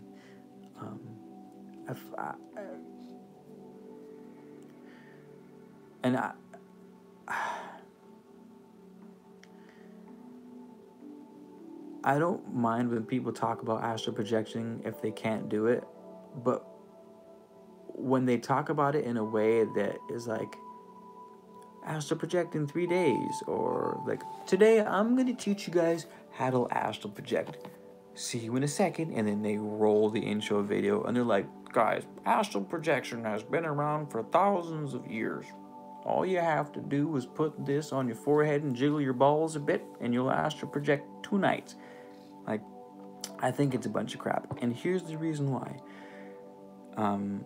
One, I do believe in astral projection, first and foremost.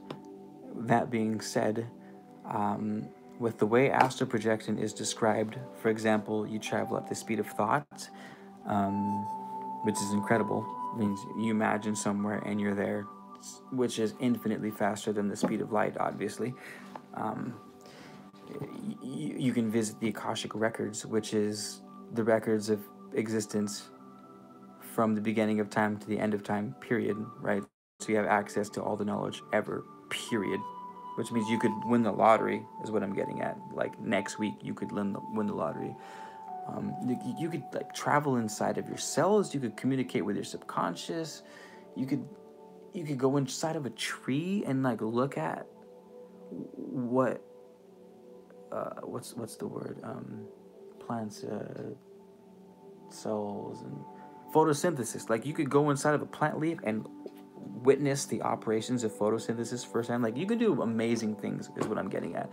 And no one tells stories. Everyone's talking about visiting the Akashic records, which hold all information ever, but they're not telling me anything noteworthy. Like, how are you going to visit the Akashic records and not tell me something that's just going to completely rock my fucking world? Which tells me that they're probably just regurgitating information, and it bugs me out. And I'm sorry I'm going on another tangent, but no, I haven't made astral projection videos. At least not any to teach people how to do it, because because I can't do it, and I've tried, and I've come really close to doing it. I guess I could tell a story, do a video on how, I used to practice for astral projecting heavily in my early to mid 20s, probably on 20, 23, 24, 20, like, or maybe even early, like 22, 23, 24. In my early 20s, I was really practicing lucid dreaming and astral projecting, more so astral projecting. And I got to the stage where I was meditating. I was imagining pulling myself out of my forehead with a rope was a technique that seemed to work best for me. Um, and as I'm pulling myself out of my head with a rope using my mind's eye, my heart rate jumped up. I heard an incredibly loud hum in my ear. My heart started racing, and I felt like there were metal wires running through the length of my body, and there was a magnet on top of it, and this magnet was pulling these magnetic wires out of my body. Like, it felt like there was a magnet trying to pull me out of me. It was crazy. But my heart was racing so fast, and the noise was so loud that I kind of panicked, and I like woke myself up, and I lost it. And I know that's the first stage that you're going to exit your body, but I couldn't get back. I haven't been able to get back to that point. But to be fair, I haven't practiced it as hard since then. And the crazy thing is, the next day I was sleeping with my girlfriend at the time, and she was like, last night I could have swore there was a blue ball of light floating above your face. And she's not into spirituality. She's not like a straight up Wookiee or anything. Like, she's just a regular old person. She was like, yeah, dude, there was some weird shit going on. You had like I don't know if I was dreaming or what, but I saw a blue light above your body, hovering above your body. And I was like, damn, I was so close. And I hadn't told her about the astral projecting. Anywho, that's about as far as I got with astral projecting. But to be honest with you, I haven't spent much time with it lately. I've been more focusing on lucid dreaming, which is why I've been making so many lucid dreaming videos. And the original reason why I started learning lucid dreaming was because it's easier to astral project from a lucid dream. So when I was failing the astral projection, I was like, fuck it. I'm going to lucid dream and try to astral project from there. And then lucid dreaming turned out to be its own feat to accomplish in and of itself. It's been like 6 years in the making. It's not necessarily easy for me to lucid dream. I really, really have to work at it. I'm not one of those people that are like, I've been lucid dreaming since I was 12 and I haven't even had to try. Like, cool, nice for you, but I have to work my ass off to lucid dream. Take all the supplements and meditations and dream journaling, and I have to do all that shit religiously to dream and to lucid dream. It's fucking crazy. I'm gonna read you guys' comments now, so if I'm kind of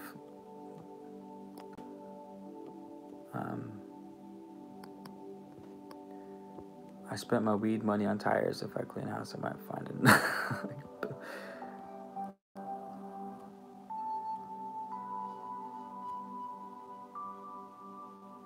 Oh, yeah, Trent, I thought of that too. Like, I think my girlfriend was telling me the same thing. She was like, it's like, oh, you should do the astral projecting. Like, it doesn't matter if you can't do it, because at least, like, I would have my presentation of it. And that's true. I guess I could do that and just be like, I haven't done it, you guys. Hopefully this works for you. If it does, that's great, because it hasn't worked for me. But I should. You're right. I should definitely do a astral projecting video for sure.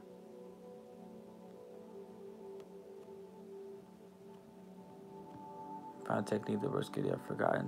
I've gotten to that vibrational state, but didn't leave it.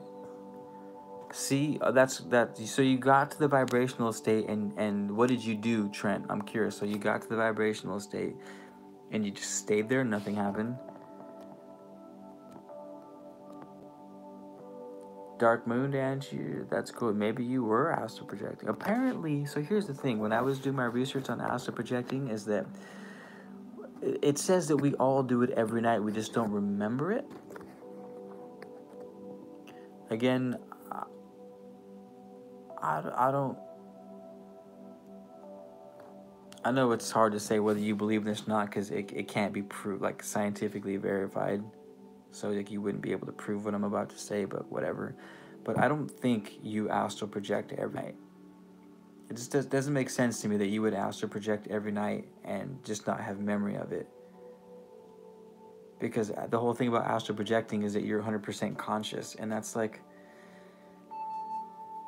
it just seems like a contradiction. I think sometimes we might astral project and think we're dreaming, but we do remember. I don't know. That doesn't seem to make sense to me. Yeah, you gotta do art still. Where I think it's projected. Yeah, it's exactly what it is, Bree. That it's projected consciousness. Absolutely, you just straight up fucking launch your awareness into the cosmos at will and the speed of thought. It's amazing. Like, fucking sign me up.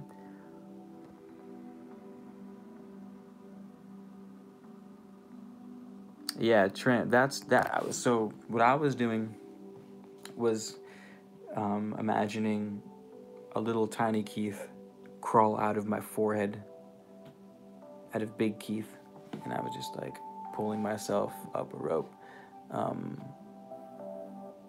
And for whatever reason, that always, like, some people say you can imagine rolling out of bed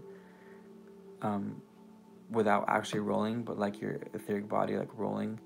And really, it's whatever you can conceptualize best will work for you. Like, whatever makes the most sense in your head. If it makes more sense to feel the feeling of rolling sideways out of your body, then go with that.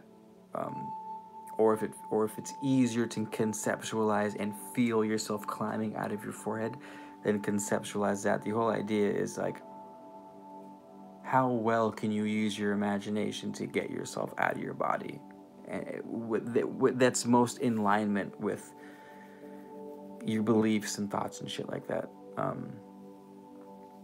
Yeah, but you definitely have to find that exiting technique for sure, and be super comfortable with it and confident in it for it to work.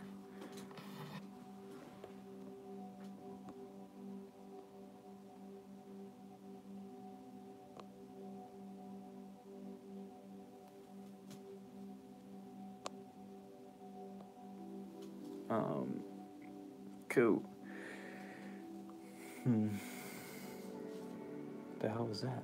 Oh shit, that scared me. Wow.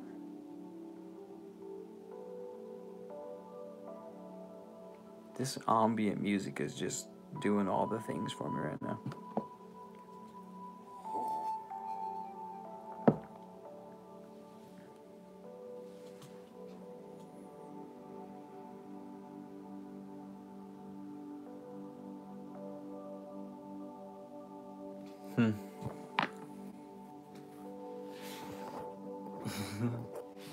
I hate spell check. Is nowhere near. Only keyboard that was dead, not Dean. Dead, not Dean. Cool.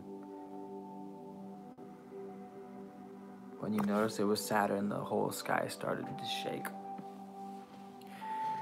My dreams shake when I'm about to lose lucidity. So maybe that's what was happening to you.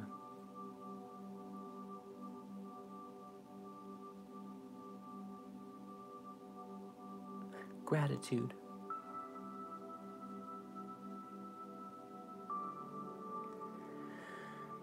I'm hungry as fuck, y'all. I think that's it. Unless you guys have any particularly... Oh, God, Jed Life, you would come in right as I'm... What up, Dookie Faces?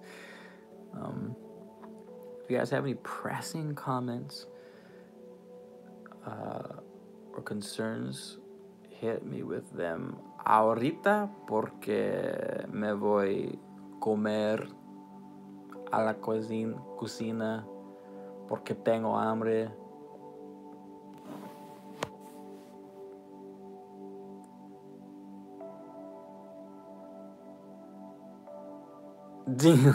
No, probably because I end lives roughly at the same time every time.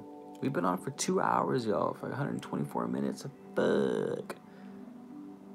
Just racking up the YouTube watch time, though. It's gonna give us a good algorithm. for any of you guys who didn't hear it, help a brother out. You guys should all hit the like button, like right now. Hit that. There's 21 people in here and only 17 likes. You guys need to help a brother out so I can start my empire to take over the world. I promise it'll be a really cool world. So, like for example, I'm gonna build a castle with my own private team of scientists. And I'm not gonna tell anyone about it. It's gonna be secret, so that I can slip technology out to the public. So it's just out there and just give it to a whole bunch of people. So like no one knows where it's coming from. And I'm also gonna have Mariachi Mondays, where I have a live mariachi band come and play music on Mondays. There's gonna be like a churro guy, maybe tacos and shit, just to keep the morale up on Mondays, because you know how Mondays can be kind of a drag. So it's gonna be a castle with Mariachi Mondays, possibly a moat if I can afford a moat. I'll put a moat around it, and I'm just gonna pump out and fund the greatest minds in the world to just create whatever the hell they want with millions of dollars of state-of-the-art equipment at their fingertips.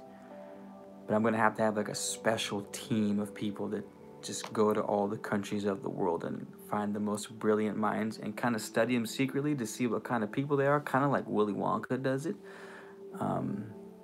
So that I make sure that the scientists I'm bringing on are like proper, you know what I mean? That's definitely one of my dreams. I normally don't tell many people that because you shouldn't share your dreams with people who can't, if someone can't understand your dream, you shouldn't share it with them. That's one piece of advice. I actually did a whole video on it on my YouTube channel, so feel free to check that out. You should never share dreams with people who can't conceptualize your dreams, because their misunderstanding is pretty close to doubt. And that they can't conceive of your idea is also close to doubt. And you don't want the energy of doubt mixing with it fucks your enthusiasm up, it fucks your vibration up. Your electromagnetic field, which sends and receives information, will absorb their thoughts. The same way someone pissed off in a room, you can feel the anger without them saying anything, right? We have senses past the 5 physical ones, and it will transmit to you. So, yeah, try not to tell people your dreams unless you know that they're going to be up there with you and going to contribute to it and help generate more energy and enthusiasm for that dream. Be careful who you share your dreams with.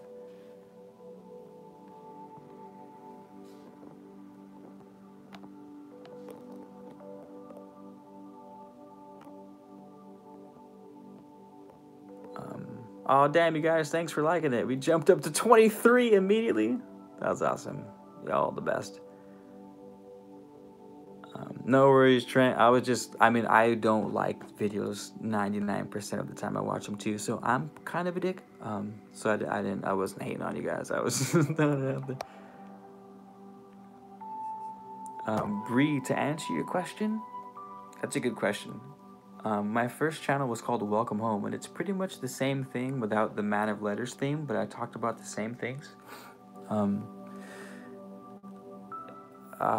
In college, my botany professor just changed my whole world when he said the best way to learn something is to teach it. Because to teach someone something, you have to be able to simplify it. You have to be able to simplify something to teach it, because when you're teaching someone something, you have to start from the very basics, something that they understand and grow. And so it's like, eureka, holy shit, like who would have thought, you know? So he would have us teach each other the lessons. Like you would get a partner and you teach your partner a lesson, and I got like 108% in the class. I've never scored, especially in a physical science class, though I do love plants a lot. still, like, I was one of the top students in the class, and that's not my style. I've never been the top student in any of my classes. I've always been, I think I had like a 3 point, fuck. I was lucky to get a 3.0 period. I think I might have come out with maybe a 3.2 or a 3.1, but I was lucky to break a 3.0. I've always loved learning, but I've just never done well in school as much as I would think.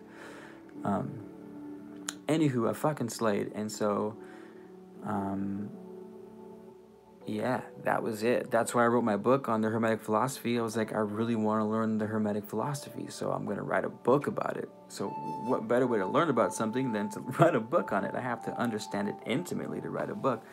But the very first YouTube channel that I put out was just a basic ass how to be happy, or I don't have it anymore, unfortunately, but it was like called like How to Be Happy or something, like the Science of Happiness, because I was taking a class called Science of Happy or something like that, and I was like, this is cool. Like, what if I try it? Because I'd always wanted to do a YouTube channel. It's like, what if I do a YouTube video on how to be happy, and like that way I really learn how to be happy. So I took all my notes from class, and I set up a outline for a YouTube video, and then I studied the outline, and I learned how to explain the outline, and then I just taught, like, I practiced it so I could teach it on YouTube, and I released the video on YouTube, and I didn't plan on releasing it to the public, and then at like 4 or 5 months it sat on the YouTube channel, and I was like, fuck it, put it out there, see what happens, and I put it up there, and it didn't blow up, like it didn't go viral or anything stupid like that, but not stupid, amazing like that. It didn't have many views at all, actually, but I just loved it, and it was amazing, and the feedback I did get was really encouraging enough to continue to want to make videos. And then, yeah, and then a whole bunch of other magical shit happened, like 2 days after I decided to launch my YouTube video, after it'd been sitting for 4 or 5 months, I meet this guy in the sauna, and I look at him, and there's 3 guys in the sauna, all of them look familiar, and I'm saying, I look at the one closest, and I go, yo, I know you from somewhere, are you in a video, YouTube or something? And he laughs, and he goes, yeah, like, we do a prank channel, and this is 2014, he had a prank channel. I don't know if you guys had seen it. It went viral in a day where a Norwegian guy would ask women's phone numbers naked. He would just walk up to women, and he would be like, it was like the naked guy that, like, if you Google it right now, look it up on YouTube, I swear. Naked asking for, well, a lot of people have probably done it since, but I'm curious if this is still up there top. Yeah, naked guy picking up girls 5 years ago, 4.2 million views. So if this dude Freddie Fairhair, if you guys could, you don't have to look him up, but it would be cool. So he's been around for a while. He 234,000 subscribers, but he's kind of slowed down over the past year, so he's changed his route. Gold Jacket Luke it's super cool. Anywho, these 3 huge YouTubers who've got millions and millions of views that I had watched, I had no idea their YouTubes were based out of Santa Barbara, and they would do pickup pranks, like picking up girls as a deaf person, as a blind person, picking up girls naked, etc., like jokes and shit. It was all based out of Santa Barbara, and I ran into them at the gym, in the sauna. I'm like, holy shit, you guys, I just launched my YouTube channel. I was like, you guys should check it out, it's really cool. And they were all super homies, and Luke, who I'm still friends with today, checked out my channel, loved it, put me on blast, which made my channel blow up overnight. And it was just amazing. It was fucking super cool. So that's how my YouTube channel started. Yeah, but I'm super excited on it.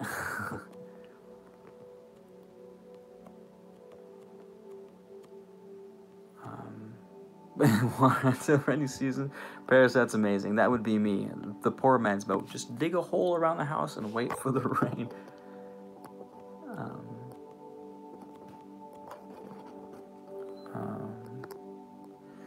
What did I learn from my first channel that is helping me the most now on Amount of Letters?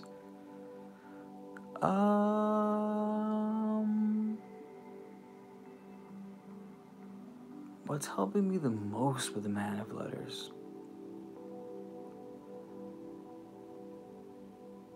Oh, shit, that's a good question.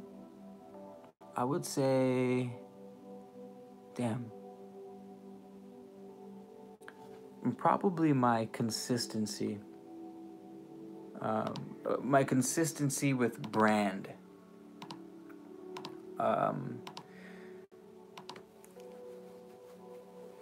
That's a hard question. I don't know. Like, what did I learn about running a YouTube channel? What did I learn about myself? Like, what do you mean? That's kind of a broad question because there's a few ways I could answer that. I could say I learned how to teach, how to public speak really fucking well because of my YouTube channel. My ability to communicate my thoughts is phenomenal compared to 4 years ago when I first started my first YouTube channel. But like I also learned how to run a YouTube channel. Like you have to have a pretty you have to brand yourself well to run any social media platform, any business period. You have to be good at branding.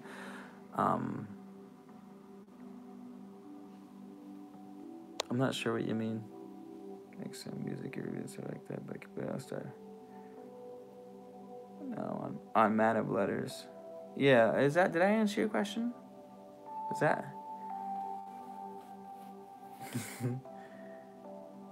Yeah.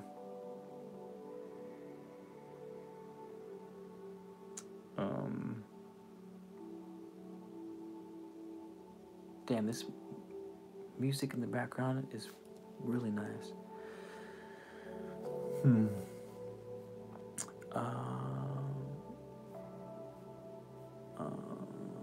That's it, you guys. Hungry as fuck. I need to go get some food. And check out my candles. Yo, you guys, the candle business is blowing up. I hit like 53 or 54 sales on my Etsy today, and I only started it. God, I only started it like 2 months ago now, 2.5 months. I have over 50 sales. That's amazing.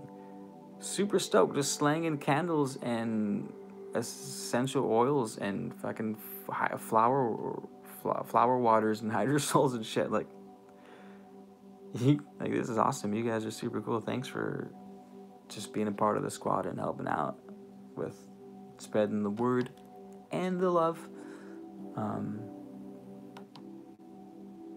So yeah, I've just been the chandelier master as of the past couple of weeks, especially. Ooh, fuck! That reminds me, I was supposed to buy more beeswax tonight. Oh man.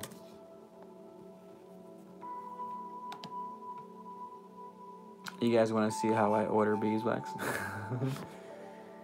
No, you guys don't want to see that. Where was I? Let me say some purchase reviews. Cool, you guys. Well, thanks, Bree. The next Blaze Jam sesh will be maybe tomorrow. Tomorrow something when I get back from work. Might be kind of dope.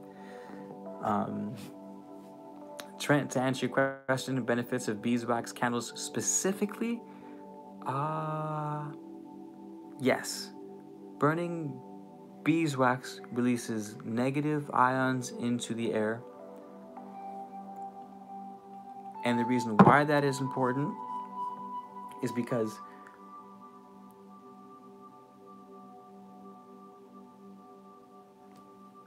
most irritants have a positive charge on them. I have no fucking clue why. But most allergens have a positive charge to them. Like pet dander, pollen, viruses, bacteria, whatever the hell else is floating around. They tend to have positive charges on them. Like if you remember from your science class, something's called ionic form. Whenever something is in ionic form, it means it has a positive or a negative charge. Beeswax candles, like Himalayan salt lamps and shit like that, sage, when you burn sage, it has what's released are negative ions. So because negative and positive attract to each other, the negative ion attaches to the positive ion, and then it just like falls to the ground. Because they complete each other, they don't need you, right? So positive ions want to connect to you and they fuck you up, like a virus, for example. But if that ion attaches to the negative one in the air, it's now happy and complete. It's not gonna fuck with you. It's fucking with the homie, and then they just like fall away. So whenever you hear people say, "Oh, it releases negative ions into the air," that's what they mean. Beeswax candles do it. Sage does it. Palo Santo does it. The Himalayan salt lamps, when they heat up the salt, it releases negative ions into the air. I think that's all I know of. But I'm sure the hell of shit does that. So yeah, that's what beeswax says. That's why people who, whereas paraffin candles are made out of petroleum, which is oil. So those fuck you up like crazy and cause cancer.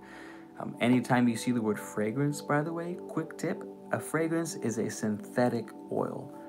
So, which means it's petroleum based. Again, 9 times out of 10, that fucks you up, causes cancer. Most dyes, unless they're natural, petroleum based. You burn them, they go into the air, they fuck you up. Those are cancerous. The wicks, a lot of wicks have zinc in them. Not so much anymore, because in the candle community, people have been like, why am I burning zinc? That's fucking me up. So they switched. Everyone uses cotton now, but they still use cotton with paraffin candles, which is like, why are you going to use a cotton wick but burn petroleum in the candle itself? That makes no sense. So whenever you see the word fragrances and you're trying to avoid that shit, don't use it. Go for essential oil, 100% pure essential oil. That being said, some people, I don't know if any of you guys have gotten my candles, but people are hitting me up, and especially like my family, and they're like, yo, why doesn't my room smell like a lavender field? I'm burning the lavender candles. It should smell like a lavender field. And I didn't know this either until I started making the candles. The essential oils don't spread like fragrances do.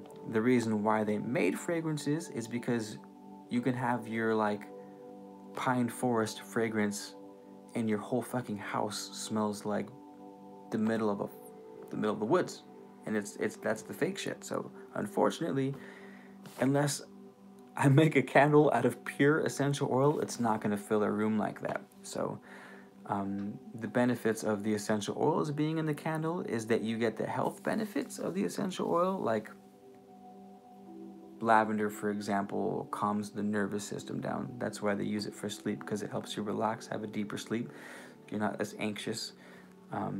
So it still does those things, and the candle smells good, and your room will smell faintly of it, but it's like, whenever you guys have essential oils, they shouldn't take up your whole room. And if it does take up your whole room, then you probably have mixed with a fragrance.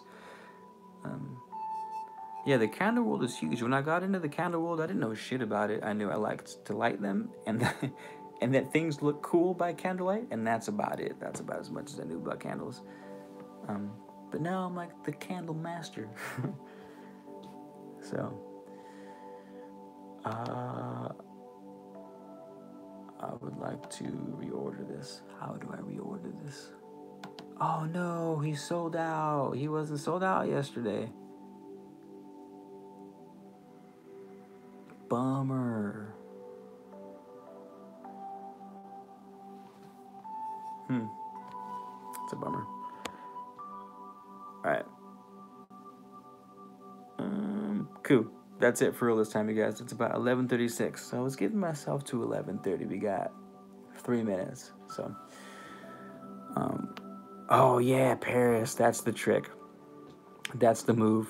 You need to get oil diffusers, because then your room smells bomb as fuck. If you're trying to smell up an area with essential oils, definitely use an oil diffuser as compared to candles. Like, hands down. I'm glad you brought that up, because that's crucial. That's definitely crucial. So, A glass one? That sounds dope. That sounds dope. I got my mom one for Christmas, and she hasn't even taken it out of the box yet, which kind of bums me out because it was a lot of money, and I thought she was going to be stoked on it. But kind of makes me happy because that means I'm going to take it, and she's not even going to know it's gone, and I will like it more than she does. So, balance, right? Rhythm compensates. Balance. But yeah, I need to order more beeswax, and this dude's sold out. I'm super bummed right now.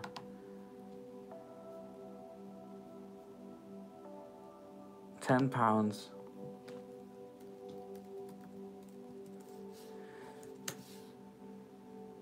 76.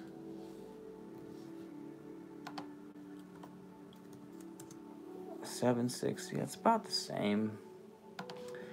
About the same, y'all. We found another bee guy. Ah, but then I pay more for shipping because I gotta get more. What the fuck? No, I need a 15-pound block, dog. Alright, here we go. Sorry. This is me just doing shit when I'm not in front of the camera. I just happen to be in front of the camera this time, so you guys get to see some behind the scenes of how shit goes down. Oh, fuck. I forgot my card in the truck today.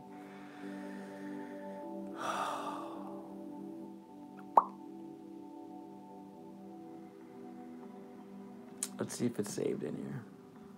Oh, we're good. Card has been saved. Thank you, sir.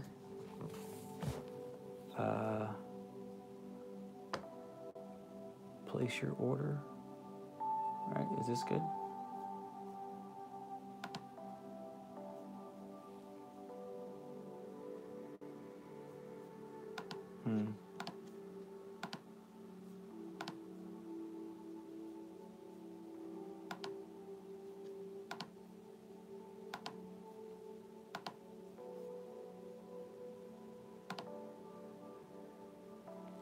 Why is there 2 items in my cart? I don't need 2. There should only be 1 item in my cart.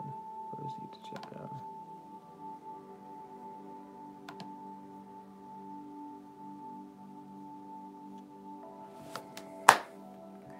Cool, we have just ordered 15 pounds of beeswax.